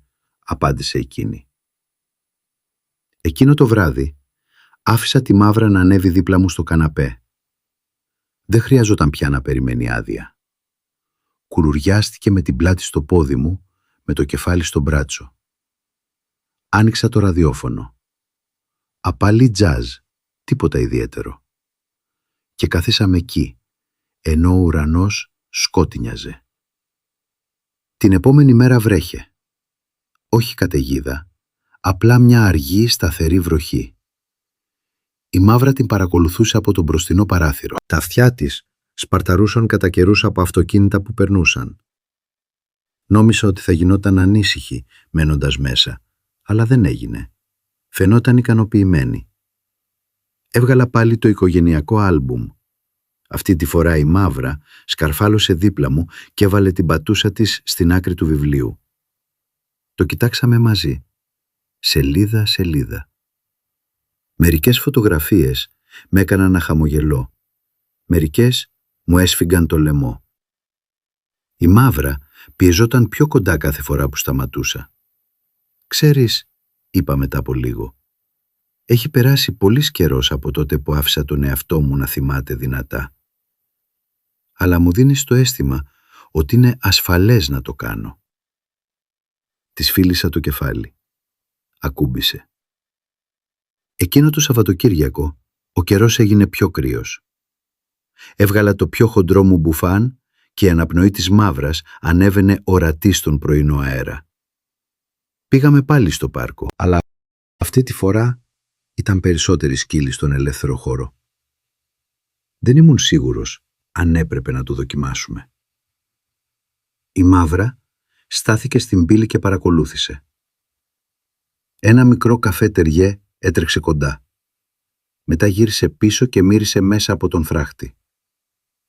Η Μαύρα μύρισε και αυτή πίσω. Η ουρά κάτω, αλλά όχι σφιχτή. «Θέλεις να μπεις?» ρώτησα. Προχώρησε. Μέσα έμεινα κοντά. Η Μαύρα τριγύρισε λίγο, μετά σταμάτησε κοντά σε ένα δέντρο. Ένα μίξ γερμανικού πιμενικού ήρθε τρέχοντας, γάβγισε 2 φορές, μετά έφυγε. Η Μαύρα το ακολούθησε αρχικά από απόσταση, μετά λίγο πιο γρήγορα. Έκαναν κύκλους. Κατόπιν κυνήγησαν φύλλα στο γρασίδι. Κάθισα στο παγκάκι αποσβολωμένος. Η Μαύρα έπαιζε. Πραγματικά έπαιζε. Μετά από λίγα λεπτά επέστρεψε σε μένα, με τη γλώσσα έξω, χαρούμενα λαχανιάζοντας. Της έδωσα νερό και χάιδεψα το λαιμό της. «Είσαι απίστευτη», ψιθύρισα. Έγλειψε το χέρι μου. Στο δρόμο πίσω αποκοιμήθηκε στο πίσω κάθισμα. Το παιχνίδι δεινός αυρός της ήταν εκεί και ακούμπησε το πηγούνι επάνω του. Εκείνη τη νύχτα τηλεφώνησα στην Ελένη. «Έπρεπε να τη δεις», είπα. «Έπαιξε με έναν άλλο σκύλο. Πραγματικό παιχνίδι. Αυτό είναι τεράστιο, μπαμπά. Δεν πίστευω ότι θα φτάναμε ποτέ εδώ». Η Ελένη σταμάτησε. «Ξέρεις, νομίζω ότι χρειαζόταν κάποιον που να πιστεύει ότι μπορούσε». Το επόμενο πρωί έπιασα τη Μαύρα να κοιτάζει την πόρτα της ντουλάπας όπου φιλούσα τη λουρί της. «Θέλεις να πάμε πάλι?» Γάβγισε. Πήγαμε. Κι έτσι οι βόλτες έγιναν περιπέτειες. Εξερευνούσε περισσότερο. Έτρεχε αντί να περπατά. Μύρισε τα πάντα σαν να ήταν ο κόσμος καινούριος και είχε επιτέλους την άδεια να τον απολαύσει. Άρχισα να κρατώ ένα μικρό σημειωματάριο δίπλα στην πόρτα. Κάθε φορά που η Μαύρα έκανε κάτι καινούριο, κάτι που δεν είχε κάνει πριν, το έγραφα. Γέμιζε γρήγορα. Ξάπλωσε ανάποδα στον ήλιο, έπιασε ένα πεσμένο φύλλο με το στόμα, κυνήγησε για μια στιγμή την ουρά της και μετά παράτησε με αξιοπρέπεια. Έβαλε το κεφάλι στα γόνατά μου κατά τη διάρκεια μιας ταινίας. Κάθε εγγραφή ένιωθε σαν βραβείο. Μια νύχτα, ενώ έβγαζα τα δόντια μου, η Μαύρα έσκυψε το κεφάλι στο μπάνιο. Μετά ξάπλωσε μπροστά στην πόρτα, απλά για να κάνει φρούρα. «Με φυλάς τώρα», γέλασα. Χτύπησε με την ουρά. Εκείνο το Σαββατοκύριακο ήρθαν η Ελένη και η Ζωή. Έφεραν μαζί τους ένα μικρό κόκκινο-πράσινο πουλόβερ σε μια τσάντα. «Η Ζωή το διάλεξε», είπε η Ελένη. «Σκεφτήκαμε ότι η Μαύρα θα το ήθελε για τις γιορτές». Ήταν μαλακό, όχι πολύ σφιχτό. Η Μαύρα το ανέχτηκε με υπομονή, αφήνοντας τη Ζωή να ασχολείται με τα μανίκια. Όταν τελείωσαν, ανέβηκε στον καθρέφτη και κοίταξε τον εαυτό της. Η ουρά κούνησε. «Ξέρει ότι είναι γλυκιά», είπε η Ζωή. Η Μαύρα γάβγισε συμφωνώντας. Αφού έφυγαν, δίπλωσα το πουλόβερ και το έβαλα σε ένα σιρτάρι κοντά στην εξώπορτα. Ένιωθε παράξενο να σκέφτομαι πάλι τις γιορτές.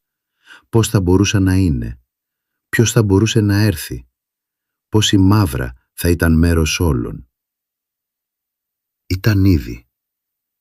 Παντού που κοιτούσα ήταν μέρος των πραγμάτων. Στο τρίχωμα που κολούσε στο φλανελένιο μου πουκάμισο, στο μπολάκι νερού που στεκόταν δίπλα στην κουζίνα, στις γωνίες του κήπου όπου της άρεσε να κάνει σιέστα. Ήταν εδώ. Ήταν σπίτι. Το πρωί της πρώτης παγετιάς, η Μαύρα είχε συνηθίσει να κοιμάται στη δική μου πλευρά του κρεβατιού. Είχε αρχίσει σταδιακά. Πρώτα στο τέλος, μετά κουλουριασμένη στα πόδια μου, μετά τελικά πιεσμένη στα πλευρά μου, σαν να ανήκε πάντα εκεί. Δεν με πείραζε. Στην πραγματικότητα, έπιανα τον εαυτό μου να απλώνει το χέρι στο σκοτάδι, βάζοντάς το στην πλάτη της πριν αποκοιμηθώ. Εκείνο το πρωί ξύπνησα με αυτή να με κοιτάζει. Όχι με φόβο, όχι με προσμονή, απλά παρακολουθώντας, σαν να ήθελε να βεβαιωθεί ότι ήμουν ακόμα εκεί. Όταν άνοιξα τα μάτια, έσκυψε και έγλειψε απαλά το μαγουλό μου. Μετά πήδηξε από το κρεβάτι σαν να έλεγε «Εμπρός, ώρα είναι». Γέμισα τον μπολάκι της. Καθόταν υπομονετικά. Η ουρά χτυπούσε σε αργό ρυθμό στο ντουλάπι. Είχε γίνει μέρος της πρωινής μας μουσικής. Το σερσούρισμα των παντουφλών, το βουητό της καφετιέρας, ο ήχος της ουράς της Μαύρας. Μετά το πρωινό βγήκαμε έξω. Ο κρύος αέρας μας χτύπησε και τους δύο και η Μαύρα φτέρνησε μια φορά κοφτά πριν χορέψει στον κήπο. Την άφησα ελεύθερη για λίγο. Έτρεχε γύρω, η αναπνοή της σχημάτιζε μικρά σύννεφα. Είχε μεγαλώσει, όχι σε μέγεθος, αλλά σε παρουσία. Το κεφάλι της έμενε τώρα ψηλά. Το βάδισμά της είχε αυτοπεποίθηση.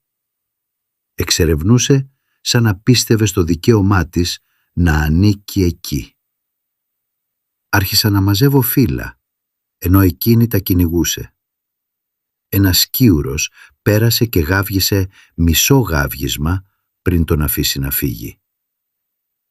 Έκανε πολύ κρύο για να ασχοληθεί με πλήρη καταδίωξη. Εκείνο το απόγευμα τηλεφώνησε η Ελένη. Η Μαύρα ήταν ξαπλωμένη στο χαλί κοντά στο τηλέφωνο. Ένα αυτί ήταν αναποδογυρισμένο. Άκουγε όπως πάντα όταν άκουγε τη φωνή της Ελένης. «Η ζωή θέλει να ζωγραφίσει τη Μαύρα ως σούπερ ήρωα για το έργο τέχνης της», είπε η Ελένη. «Μόνο αν κι εγώ παίρνω μανδύα», απάντησα. «Θα της το πω». Η Μαύρα κούνησε την ουρά στην αναφορά της ζωής. Της χάιδεψα πίσω από τα αυτιά. «Θα γίνεις διάσημη», της είπα. Η Ελένη σταμάτησε πριν πει «Είμαι πολύ περήφανη για σένα, μπαμπά. Έχεις πάει τόσο μακριά». «Δεν το κατάφερα μόνος μου», είπα. Αργότερα έβγαλε ένα κουτί με παλιά χριστουγεννιάτικα στολίδια που δεν το είχα ανοίξει εδώ και χρόνια. Μέσα ήταν μπερδεμένα λαμπάκια, ξεθοριασμένα στολίδια και μερικές κάρτες που η γυναίκα μου είχε φυλάξει. Η Μαύρα έβλεπε καθώς τα άπλωνα στο τραπέζι. Η μύτη της χτύπησε πάνω σε ένα κερί με άρωμα πεύκου και φτέρνησε πάλι. «Πολύ δυνατό?» ρώτησα. «Ναι, κι εγώ ποτέ δεν μου άρεσε αυτό». Έβαλα τα λαμπάκια στην πρίζα. Μερικά δουλεύαν ακόμα. Η λάμψη έκανε την κουζίνα να φαίνεται πιο μαλακή, πιο ζεστή. Η Μαύρα κάθισε κάτω από το τραπέζι και ακούμπησε το κεφάλι στην παντόφλα μου. Εκείνη τη νύχτα ο άνεμος ούρλιαξε έξω. Κλαδιά χτυπούσαν στα παράθυρα. Μπορούσα να νιώσω το σώμα της Μαύρας να σφίγγεται πιο κοντά στο δικό μου, καθώς οι ήχοι περνούσαν μέσα στο σπίτι. Αλλά δεν έτρεμε, δεν κλαψούρισε. Απλά έμεινε δίπλα μου, ήρεμη και σταθερή. Και οι δύο είχαμε μάθει να το κάνουμε αυτό. Το επόμενο πρωί βρήκα τη Μαύρα να κάθεται στην εξώπορτα και να κοιτάζει έξω μέσα από το τζάμι. Ο δρόμος ήταν ήσυχος. Την παρακολούθησα να γέρνει ελαφρά το κεφάλι, σαν να περίμενε κάποιον ή κάτι. «Τι συμβαίνει?» ρώτησα. Δεν κουνήθηκε. Άνοιξα την πόρτα. Βγήκε αργά. Η μύτη σπαρταρούσε. Τη ακολούθησα στο πεζοδρόμιο. Σταμάτησε δίπλα στο γραμματοκιβώτιο και το μίλησε στη βάση. Μερικά δευτερόλεπτα αργότερα, ο γείτονας νεαρός ήρθε από τη γωνία. «Γεια, Μαύρα», φώναξε και έρνεψε. Η Μαύρα γάβγισε μία φορά, κοφτά και χαρούμενα, και έτρεξε προς αυτόν. Όχι άγρια, μόνο αρκετά για να κλείσει την απόσταση. Γονάτισε και εκείνη έπιασε το κεφάλι στο στήθος του. Τον αγκάλιασε όπως πάντα. «Με περίμενε», είπε χαρούμενος. «Φαίνεται έτσι», είπα. Κάθισε στο γρασίδι και η Μαύρα κάθισε δίπλα του. Δεν έπαιξαν, απλά κάθισαν εκεί και συνειδητοποίησα πόσο σπάνιο ήταν να βλέπεις δύο πλάσματα τόσο γαλήνια με τη σιωπή. Εκείνο το απόγευμα πήρα τη Μαύρα στον κτηνίατρο για την τακτική εξέτασή της. Δεν αγαπούσε τη διαδρομή με το αυτοκίνητο, αλλά δεν έτρεμε όπως πριν μήνες. Καθόταν στο πίσω κάθισμα, με το κεφάλι ακουμπισμένο στο παράθυρο, παρακολουθώντας τα δέντρα να περνούν. Στην κλινική έμεινε κοντά. Η βοηθός κτηνιάτρου, μια γλυκιά κυρία που λεγόταν Λίδα, Γονάτισε για να τη χαιρετήσει. «Έχετε φροντίσει καλά», είπε αφού εξέτασε το τρίχωμα της μαύρας. «Αυτή έχει φροντίσει εμένα», απάντησα. Ο κτηνίατος είπε ότι η μαύρα ήταν σε εξαιρετική κατάσταση. Το βάρος της ήταν καλό, τα μάτια της καθαρά, τα δόντια της καλύτερα από το αναμενόμενο. «Ανθίζει», είπε. «Ό,τι και αν κάνετε, συνεχίστε». Στο δρόμο πίσω αγόρασε ένα νέο παιχνίδι, ένα μαλακό μπλε κουνελάκι. Η μαύρα το πήρε απαλά στο στόμα και το έφερε μέσα, σαν να ήξερε ότι ήταν δικό της. Δεν το ξέσκισε. Δεν το έκανε ποτέ. Το κρατούσε απλά κοντά της. Εκείνο το βράδυ, ενώ μαγείρευα χορτόσουπα με χοντρά λαχανικά, η μαύρα ήταν ξαπλωμένη κοντά στη φωτιά, ζεστή και χαρούμενη. Σκούσα ένα τραγούδι που δεν μπορούσα να εντοπίσω. Κάτι παλιό, κάτι που πίστευα ότι είχα ξεχάσει. Σήκωσε το κεφάλι και άκουσε. «Σου αρέσει?» ρώτησα. Ανοιγόκλεισε αργά τα μάτια. Φάγαμε μαζί. Τελείωσε το δείπνο της. Μετά ήρθε κοντά μου και έβαλε την πατούσα στο γόνατό μου. «Με προσέχεις εσύ?» ρώτησα. Ακούμπησε στο πόδι μου. Την επόμενη μέρα έπεσε χιόνι. Όχι πολύ, μόνο ένα λεπτό στρώμα, αλλά αρκετό για να βάψει τον κόσμο άσπρο. Η μαύρα στάθηκε στην πίσω πόρτα και κοίταξε έκπληκτη. Άνοιξα την πόρτα και εκείνη βγήκε προσεκτικά. Μύρισε τον αέρα, μύρισε το χιόνι. Μετά, χωρίς προειδοποίηση, άρχισε να τρέχει. Όχι γρήγορα, όχι πανικόβλητα, χαρούμενα. Τα πόδια της σήκωναν μικρά σύννεφα χιονιού καθώς χόρευε στον κήπο. Κοίταξε πίσω προς εμένα, τα μάτια λαμπερά, το στόμα ανοιχτό σε ένα χαρούμενο λαχάνιασμα. Βγήκα στη βεράντα και χειροκρότησα. «Κοίτα να τρέχεις». Γάβγισε. Εκείνη τη νύχτα πρόσθεσα μια σημείωση στη λίστα μου. Έτρεξε στο χιόνι. Όταν τηλεφώνησε η Ελένη, της διηγήθηκα τα πάντα. Η μαύρα έτρεξε. Η μαύρα γάβγισε. Η μαύρα κυνήγησε νυφάδες χιονιού. «Δεν είναι πια ο ίδιος σκύλος», είπε η Ελένη. «Είναι η καλύτερη εκδοχή του εαυτού της», απάντησα. Μερικές νύχτες αργότερα καθίσαμε δίπλα στο τζάκι. Είχα ανάψει τα παλιά ξύλα για πρώτη φορά εδώ και χρόνια. Το σπίτι μύριζε σχήνο και ζεστασιά. Η μαύρα ήταν ξαπλωμένη δίπλα μου, με το κουνελάκι της παιχνίδι κάτω από το πηγούνι. Έβαλα το χέρι μου στην πλάτη της. «Κάνεις αυτόν τον τόπο να νιώθετε πάλι ολόκληρος». Δεν κουνήθηκε, αλλά ένιωσα την αναπνοή της να επιβραδύμεται. Όλο της το σώμα χαλάρωσε. Ο άνεμος δυνάμωσε έξω. Κάπου στο βάθος ακούστηκε ένα τρένο, και όμως η μαύρα παρέμεινε κοντά. Η ζεστασιά άντεξε. Δεν είχαμε τελειώσει ακόμα. Μόλις αρχίζαμε κάτι πραγματικό. Ο ήχος των αιωλικών καμπανών στη βεράντα είχε γίνει ένα είδος πρωινής καμπάνας. Η μαύρα είχε μάθει να τον συνδέει με το πρωινό, με μια νέα μέρα, με ζεστασιά. Εκείνο το πρωί, οι καμπάνες ήχησαν απαλά, καθώς μια ήρεμη άβρα από Ανατολά περνούσε μέσα από τα γυμνά κλαδιά των δέντρων. Η μαύρα καθόταν ήδη δίπλα στην πόρτα όταν μπήκα στην κουζίνα. Τα αυτιά της τεντώθηκαν. Η ουρά σάρωνε αργά το πάτωμα.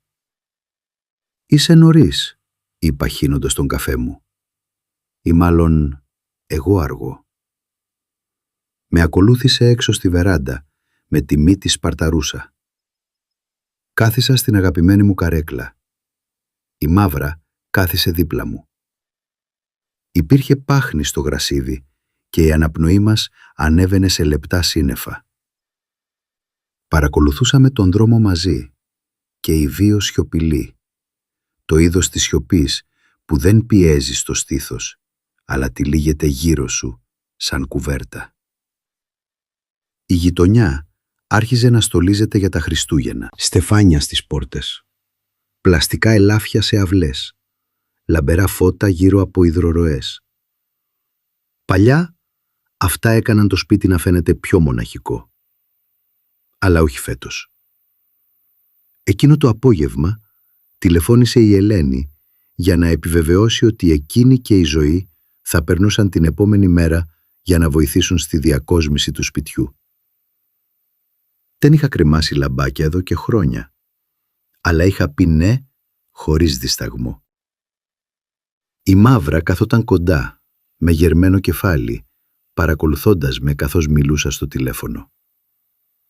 «Λέει ότι φέρνουν μπισκότα», της είπα κλείνοντας. «Να είσαι έτοιμη για δοκιμή».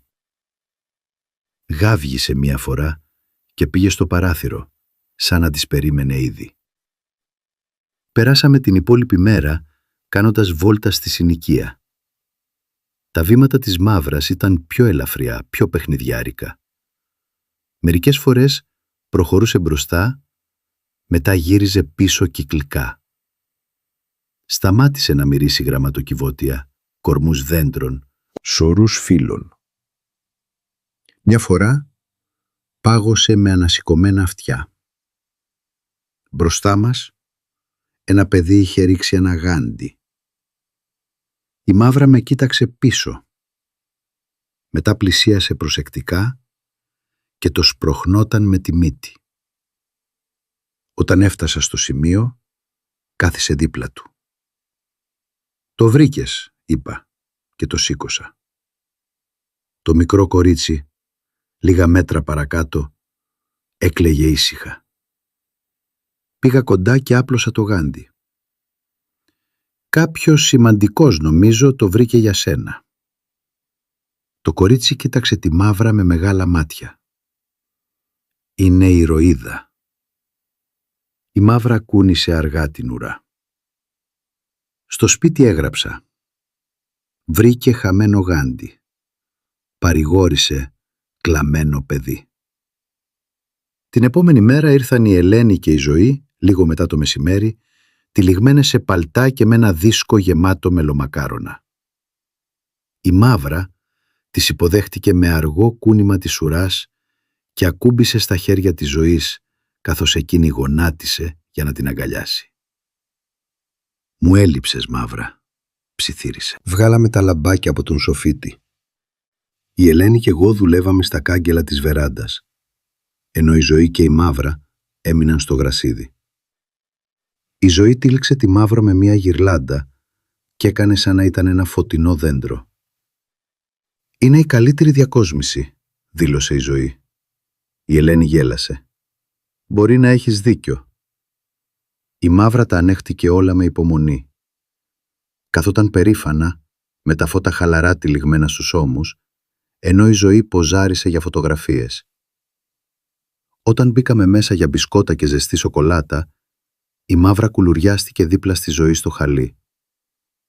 Η Ζωή της τάιζε μικρά κομματάκια μπισκότου, ενώ της έλεγε ιστορίες για το σχολείο, για το έργο τέχνης της, για τη χιονόμπαλα που είχε δει σε κατάστημα. «Θα έπρεπε να έχει τη δική της χιονόμπαλα», είπε η Ζωή, «με δέντρα και πουλιά, και τη βεράντα σου, και σένα». Η Ελένη και εγώ κοιταχτήκαμε και χαμογελάσαμε. Αφού έφυγαν, η Μαύρα κάθισε για λίγο δίπλα στην πόρτα, με ακίνητη ουρά, απλά κοιτώντας τον δρόμο. «Θα ξαναέρθουν», είπα. Γύρισε και πήγε στο χαλί της. Ξάπλωσε αναστενάζοντας. Εκείνο το βράδυ έστησε ένα μικρό τεχνητό δέντρο στη γωνία του σαλονιού. Τα λαμπάκια αναβόσβηναν αργά, ρίχνοντας απαλά χρώματα στους τοίχους. Η Μαύρα ήταν κοντά, παρακολουθώντας κάθε κίνηση του χεριού μου, καθώς κρεμούσα στολίδια. Μερικά ήταν παλιά, μερικά χειροποίητα. Ένα είχε μέσα μια μικρή φωτογραφία του Αστέρι, του παλιού μου χρυσού ριτρίβερ. Το κράτησα πολλή ώρα πριν το κρεμάσω ψηλά. Η Μαύρα πλησίασε και το μύρισε απαλά. Μετά με κοίταξε. Ήταν κι αυτός κάτι ξεχωριστό, είπα. Η Μαύρα ακούμπησε το πηγούνι στο πόδι μου. Άφησα το στολίδι εκεί και βρήκα άλλο ένα, απλό κόκκινο, χωρίς όνομα. Πήρα βελόνα και κλωστή από το ράψιμο κουτί της Ελένης και άρχισα να κεντώ. Όταν τελείωσα, έγραφε «Μαύρα». Το κρέμασα στο τζάκι, ακριβώς δίπλα στου γυναίκας μου. Οι επόμενες μέρες ήταν γεμάτες από μικρές χαρές. Ένα νέο τσιριχτό παιχνίδι από την Ελένη. Ένα στολίδι από τη ζωή, φτιαγμένο από πυλό και βαμμένο χρυσό με αποτύπωμα πατούσας. Μία κάρτα από τον ταχυδρόμο, χειρόγραφη.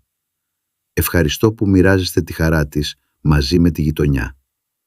Την κόλλησα στο ψυγείο. Το πρωί των Χριστουγέννων ο κόσμος ήταν ήσυχος. Μόνο το απαλό ψιθύρισμα του ανέμου μέσα από τα δέντρα. Η Μαύρα ήταν ξαπλωμένη στο τέλος του κρεβατιού, με το κουνελάκι παιχνίδι ανάμεσα στις πατούσες της. Σηκώθηκα, έφτιαξα καφέ και άνοιξα το κουτί που είχε στείλει η Ελένη. Μέσα ήταν γάντια, ένα κασκόλ και μια χειροποίητη κούπα με το πρόσωπο της Μαύρας ζωγραφισμένο επάνω, φτιαγμένη με τα δέξια αλλά αναγνωρίσιμα χέρια της ζωής. Η Μαύρα πήρε μια μαλακή κουβέρτα και ένα νέο περιλέμιο, βαθύ πράσινο, με το όνομά της και ντυμένο με ασημένια κλωστή. Το έκλεισα απαλά γύρω από το λαιμό της. Έμεινε ακίνητη, με ήσυχη υπομονή. Μετά έσπρωξε το κεφάλι στο στήθος μου. Καθίσαμε αργότερα εκείνο το πρωί στη βεράντα. Το χιόνι είχε επιστρέψει, απαλό και τεμπέλικο. Η Μαύρα καθόταν δίπλα μου και έβλεπε τις νυφάδες να πέφτουν. Έβαλα το μπράτσο μου γύρω της. «Ξέρεις», ψιθύρισα, «δεν πίστευα ότι αυτό το σπίτι θα μπορούσε να νιώσει πάλι σαν σπίτι. Όχι πραγματικά. Όχι χωρίς αυτήν». Η Μαύρα γύρισε το κεφάλι, τα μάτια της στα δικά μου. «Αλλά εσύ το έφερες πίσω. Με έφερες πίσω». Ακούμπησε επάνω μου. Μείναμε εκεί πολλή ώρα. Ο άνεμος δυνάμωσε. Ο κόσμος ήταν ήσυχος. Και μέσα σε εκείνη τη σιωπή δεν υπήρχε κανένα μάθημα. Μόνο ζεστασιά. Αργότερα εκείνο το βράδυ, καθώς το τζάκι έτριζε ήσυχα, η Μαύρα κουλουριάστηκε δίπλα μου στον καναπέ. Άνοιξα το σημειωματάριο για τελευταία φορά.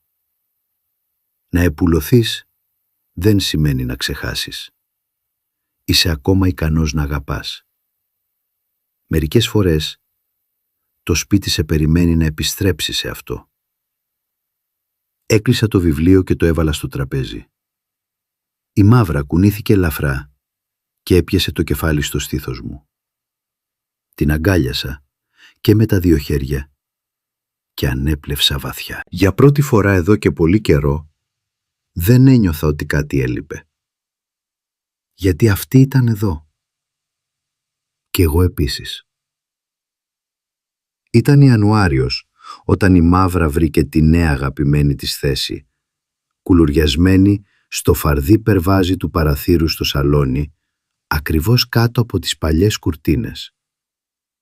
Δεν είχε αρχίσει ως η θέση της, αλλά μια μέρα πήδηξε πάνω, έκανε 2 αργούς κύκλους και ακούμπησε τις πατούσες κάτω από το σώμα της, σαν να ανήκε εκεί πάντα. Από τότε ανέβαινε κάθε πρωί μετά το πρωινό για να παρακολουθεί τον δρόμο, τα πουλιά, τον ουρανό που άλλαζε.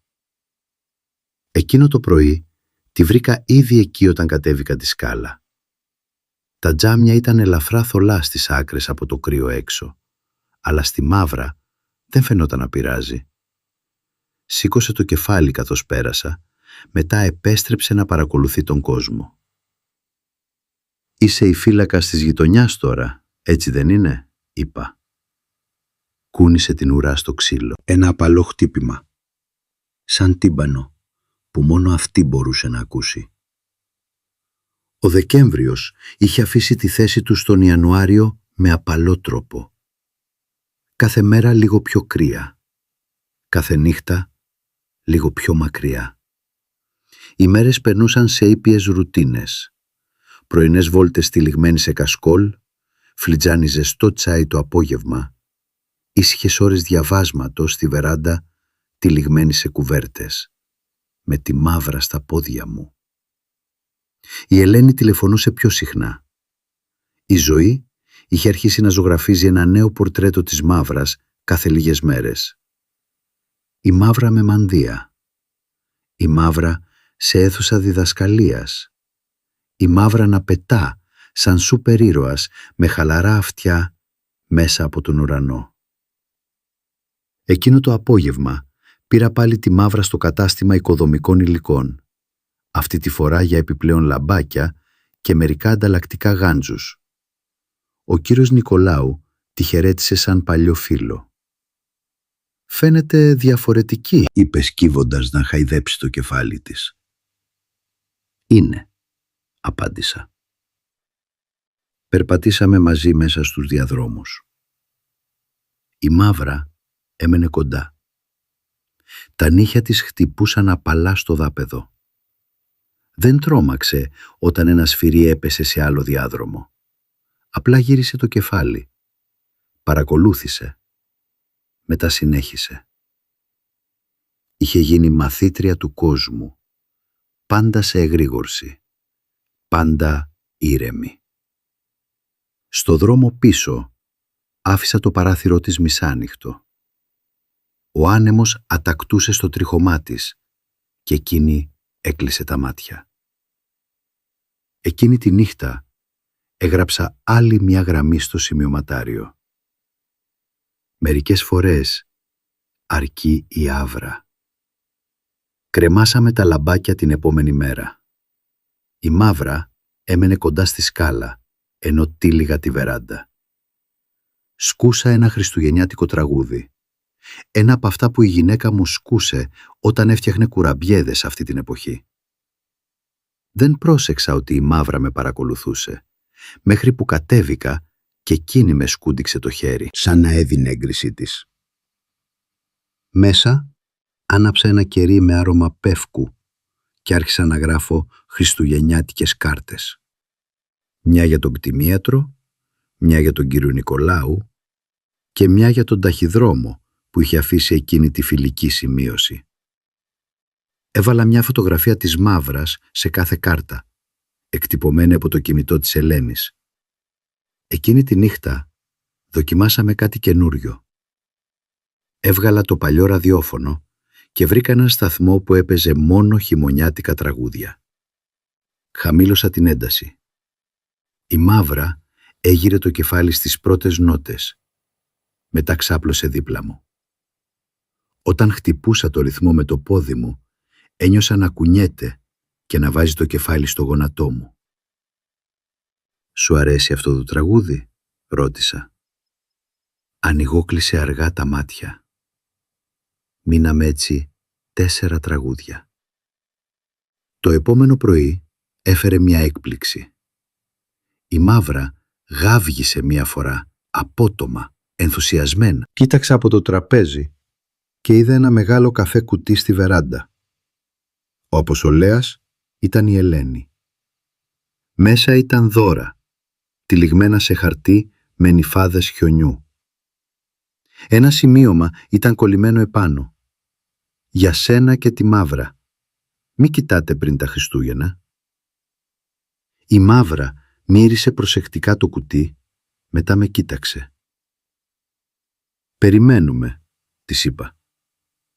Κάθισε δίπλα σαν σκοπιά. Αργότερα έβγαλα τη φωτογραφική μηχανή και τράβηξα μια φωτογραφία της καθώς καθόταν δίπλα στο κουτί. Κοίταξε κατευθείαν στο φακό, με τεντωμένα αυτιά, κουνώντας την ουρά. Όταν έλεγξα τη φωτογραφία, σταμάτησα. Έλαμπε. Εκείνο το απόγευμα πήγαμε βόλτα στο χιονισμένο πάρκο. Ο αέρας ήταν αρκετά κρύος για να τσιμπάει τη μύτη, αλλά όχι τόσο που να μην μπορούμε να το απολαύσουμε. Η Μαύρα προχωρούσε στη λουρί, αφήνοντας αποτυπώματα πατούσας στο φρέσκο χιόνι. Σταματούσε κάθε λίγα μέτρα για να μυρίσει τον αέρα, να ακούσει πουλιά, ή σκιούρους ή μακρινά γέλια. Στην άκρη του πάρκου είδαμε ένα αγόρι που δυσκολευόταν να χτίσει ένα χιονάνθρωπο. Το χιόνι ήταν πολύ σκονισμένο και διαλυόταν με κάθε κύλισμα. Η Μαύρα τράβηξε απαλά προς αυτόν. «Θέλεις να βοηθήσουμε?» ρώτησα. Πλησιάσαμε αργά. Το αγόρι σήκωσε το κεφάλι, με κόκκινα μάγουλα και μοσκεμένα γάντια. «Χρειάζεσαι βοήθεια?» ρώτησα. Έγνεψε. «Διαλύεται κάθε φορά». Γονάτισα για να πλάσω το χιόνι, πιέζοντας το πιο σφιχτά, χτίζοντας τη βάση. Η Μαύρα στεκόταν δίπλα του και σπροχνόταν το σωρό με τη μύτη. «Ο σκύλος σου είναι πολύ ήρεμος», είπε. «Έχει πολλή εξάσκηση», απάντησα. Χτίσαμε μαζί έναν μικρό χιονάνθρωπο. Όχι τέλειο, αλλά όρθιο. Το αγόρι βρήκε 2 κλαβιά για χέρια και εγώ του έδωσα ένα κουμπί από το παλτό μου για μύτη.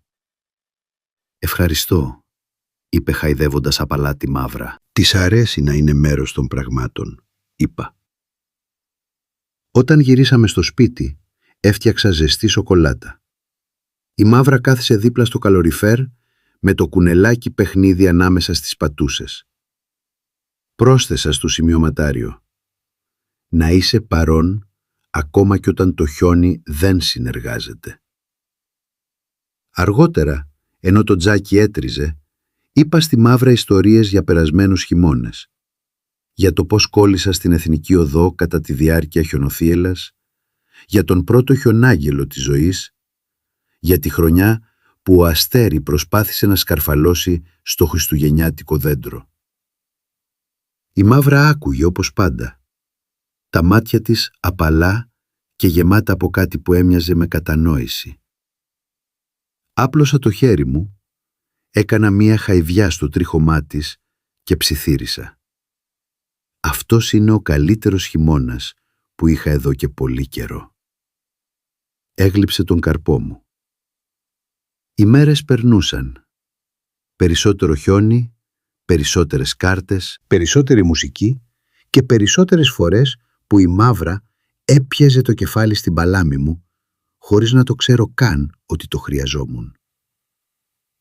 Ένα πρωί ήρθε ο νεαρός γείτονας με ένα κόκκινο κασκόλ. Το είχε πλέξει ο ίδιος, είπε, με τη βοήθεια της γιαγιάς του. «Για τη Μαύρα», είπε διστακτικά, «για να μην κρυώνει». Τύλιξα το κασκόλ απαλά γύρω από το λαιμό της. Έμεινε ακίνητη ενώ το έδαινα. Μετά πήγε στον καθρέφτη. Κοίταξε. Έγειρε το κεφάλι. Κούνησε την ουρά.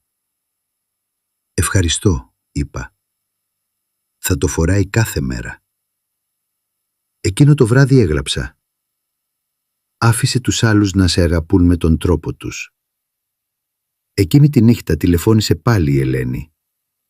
Ρώτησε αν η Μαύρα μπορούσε να είναι στην οικογενειακή φωτογραφία φέτος. «Θα φέρουμε τη φωτογραφική μηχανή», είπε. «Θα σημαίνει πολλά στη ζωή». «Θα σημαίνει και σε μένα», είπα. Μετά το τηλεφώνημα, η Μαύρα σκαρφάλωσε δίπλα μου στον καναπέ και έσπρωξε το πηγούνι στο λαιμό μου. «Μας κάνεις πάλι οικογένεια», ψιθύρισα. Ανέπρευσε αργά, ικανοποιημένη. Δεν είχαμε τελειώσει ακόμα. Βαθαίναμε μέσα σε κάτι αληθινό και το χιόνι συνέχιζε να πέφτει έξω, απαλά και αργά, σαν ο κόσμος να έκανε χώρο για όλα αυτά που θέλαμε ακόμα. Το φως του ήλιου μπήκε σε μαλακές λωρίδες μέσα από τα στόρια και ζωγράφισε μακριές χρυσές γραμμές πάνω στο χαλί. Η Μαύρα είχε ήδη σηκωθεί και καθόταν στην άκρη του κρεβατιού με τη μύτη στραμμένη προς το παράθυρο. Τεντώθηκα και κάθισα αργά, παρακολουθώντας την ουρά της να κουνιέται σε ήπιο ρυθμό. «Μυρίζεις πάλι χιόνι?» ρώτησα. Με κοίταξε. Τα αυτιά σπαρτάρισαν. Σηκώθηκα και πήγα στο παράθυρο. Έξω ο κήπος ήταν σκεπασμένος με ένα φρέσκο, καθαρό και αδιατάρακτο άσπρο στρώμα. Τα δέντρα ήταν στολισμένα με απαλή σκόνη. Ένας ήσυχος κόσμος που περίμενε να τον πατήσουμε. Ντυθήκαμε και βγήκαμε νωρίς. Η Μαύρα φορούσε το κόκκινο κασκόλ της, δεμένο σφιχτά αλλά αρκετά χαλαρά για να κουνιέται με το περπάτημα. Πήγαινε με ενέργεια, σηκώνοντας τις πατούσες ψηλότερα στο φρέσκο χιόνι, σταματώντας κάθε τόσο για να μυρίσει ίχνη που δεν ήταν δικά μας. Πουλιά, ένα κουνέλι, ίσως η γάτα του γείτονα. Πέρασαμε μπροστά από το σπίτι του αγοριού και η Μαύρα σταμάτησε για να κοιτάξει προς την πόρτα του. Η ουρά κούνησε 2 φορές πριν συνεχίσουμε. Στη γωνία μια μικρή παρέα παιδιών έχτιζε ένα χιονόκαστρο. Η Μαύρα τα παρακολούθησε για μια στιγμή, μετά έκανε μερικά βήματα προς αυτά πριν σταματήσει. Ένα κορίτσι τη ανακάλυψε και έγνεψε. Η Μαύρα κάθισε στο χιόνι και απλά παρακολουθούσε. Παρούσα, μέρος του όλου. Συνεχίσαμε λίγο παραπέρα. Μπροστά από το ταχυδρομείο, το μαγαζάκι, το κατάστημα οικοδομικών υλικών, όλα ντυμένα για την εποχή. Όταν γυρίσαμε στο σπίτι, κρέμασα τη λουρίτη στον γάτζο και αυτή τίναξε το χιόνι από το τρίχωμά της πριν ανέβει στη θέση της στο περβάζι. Έφερα ένα ζεστό πετσετάκι και έτριψα απαλά την πλάτη της. «Είσαι πλέον η βασίλισσα του δρόμου, ξέρεις», της είπα. Εξέπνευσε ένα ήσυχο φύσιμα και έκλεισε τα μάτια. Η Ελένη και η Ζωή ήρθαν αργότερα εκείνη την ημέρα, τυλιγμένες σε παλτά και με ένα δίσκο γεμάτο μελομακάρονα. Η Μαύρα τις υποδέχτηκε με αργό κούνημα ουράς και ακούμπησε στα χέρια της Ζωής καθώς εκείνη γονάτισε για να την αγκαλιάσει. «Φέρατε τη φωτογραφική μηχανή», είπα. «Θέλουμε τη φωτογραφία», είπε η Ελένη χαμογελώντας. Τη βγάλαμε μπροστά στο δέντρο. Η Μαύρα κάθισε ανάμεσα στη Ζωή και σε μένα. Τα απαλά φώτα έλαμπαν στο βάθος. Στο τέλος η Ελένη έβγαλε τη φωτογραφία. Μετά έλεγξε την οθόνη. «Είναι τέλεια», είπε. Η Ζωή ακούμπησε στη Μαύρα. «Είσαι πλέον μέρος όλων». Αργότερα τύπωσα 2 αντίγραφα της φωτογραφίας. Το ένα το έβαλα σε κορνίζα κοντά στην πόρτα. Το άλλο το έχωσα στο σημειωματάριο. Οι μέρες περνούσαν αργά και απαλά. Η ρουτίνα της Μαύρας δεν άλλαζε σχεδόν καθόλου. Πρωί στον κήπο, απόγευμα στο καλοριφέρ, βράδυ κουλουριασμένη δίπλα μου. Είχε συνηθίσει να ακουμπά το πηγούνι στο μπράτσο του καναπέ σαν να της ανήκε. Μια νύχτα έβγαλε ένα κουτί που δεν είχα ανοίξει εδώ και χρόνια. Μέσα ήταν χριστουγεννιάτικες κάρτες από παλιές συνταγές, μια ξεθοριασμένη κάλτσα με το όνομα της γυναίκας μου και ντυμένο με πράσινη κλωστή. Η Μαύρα ήρθε να καθίσει δίπλα μου. Σήκωσα την κάλτσα και της την έδειξα. «Αγαπούσε αυτή την εποχή», είπα. «Χέρ Μαύρα», έβαλε απαλά μια πατούσα στο πόδι μου. Την άφησα εκεί. Βρήκα μια άλλη κάλτσα, απλή, κόκκινη, χωρίς όνομα. Πήρα βελόνα και κλωστή και άρχισα να κεντώ. Όταν τελείωσα, έγραφε «Μαύρα». Την κρέμασα στο τζάκι, ακριβώς δίπλα στους γυναίκας μου. Το πρωί των Χριστουγέννων ο κόσμος ήταν ήσυχος, εκτός από το απαλό ψιθυρισμα του ανέμου στα δέντρα. Η Μαύρα ήταν ξαπλωμένη στο τέλος του κρεβατιού, με το κουνελάκι παιχνίδι ανάμεσα στις πατούσες. Σηκώθηκα, έφτιαξα καφέ και άνοιξα το κουτί που είχε στείλει η Ελένη. Μέσα ήταν γάντια, κασκόλ και μια χειροποίητη κούπα με το πρόσωπο της μαύρα ζωγραφισμένο, φτιαγμένη με τα αναγνωρίσιμα αδέξια χέρια της ζωής.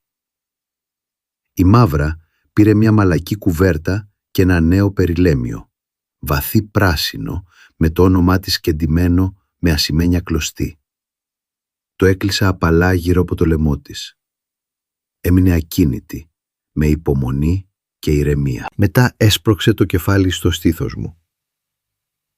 Καθίσαμε αργότερα στη βεράντα. Το χιόνι είχε επιστρέψει, απαλό και αργό. Η μαύρα καθόταν δίπλα μου και έβλεπε τις νυφάδες να πέφτουν. Έβαλα το μπράτσο μου γύρω της. «Ξέρεις», ψιθύρισα, «δεν πίστευα ότι αυτό το σπίτι θα μπορούσε να νιώσει πάλι σπίτι. Όχι πραγματικά. Όχι χωρίς αυτήν». Η μαύρα γύρισε το κεφάλι. Τα μάτια της στα δικά μου. «Αλλά εσύ το έφερες πίσω». «Με έφερες πίσω». Ακούμπησε επάνω μου. Μείναμε εκεί πολλή ώρα.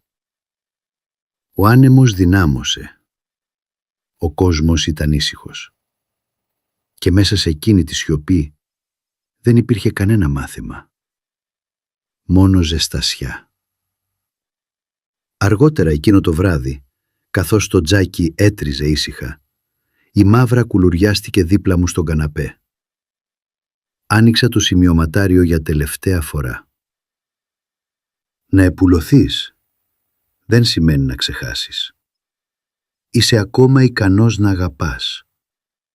Μερικές φορές το σπίτι σε περιμένει να επιστρέψεις αυτό. Έκλεισα το βιβλίο και το έβαλα στο τραπέζι. Η μαύρα κουνήθηκε ελαφρά και έπιασε το κεφάλι στο στήθος μου. Την αγκάλιασα και με τα δύο χέρια και ανέπνευσα βαθιά. Για πρώτη φορά, εδώ και πολύ καιρό, δεν ένιωθα ότι κάτι έλειπε. Γιατί αυτή ήταν εδώ. Και εγώ επίσης.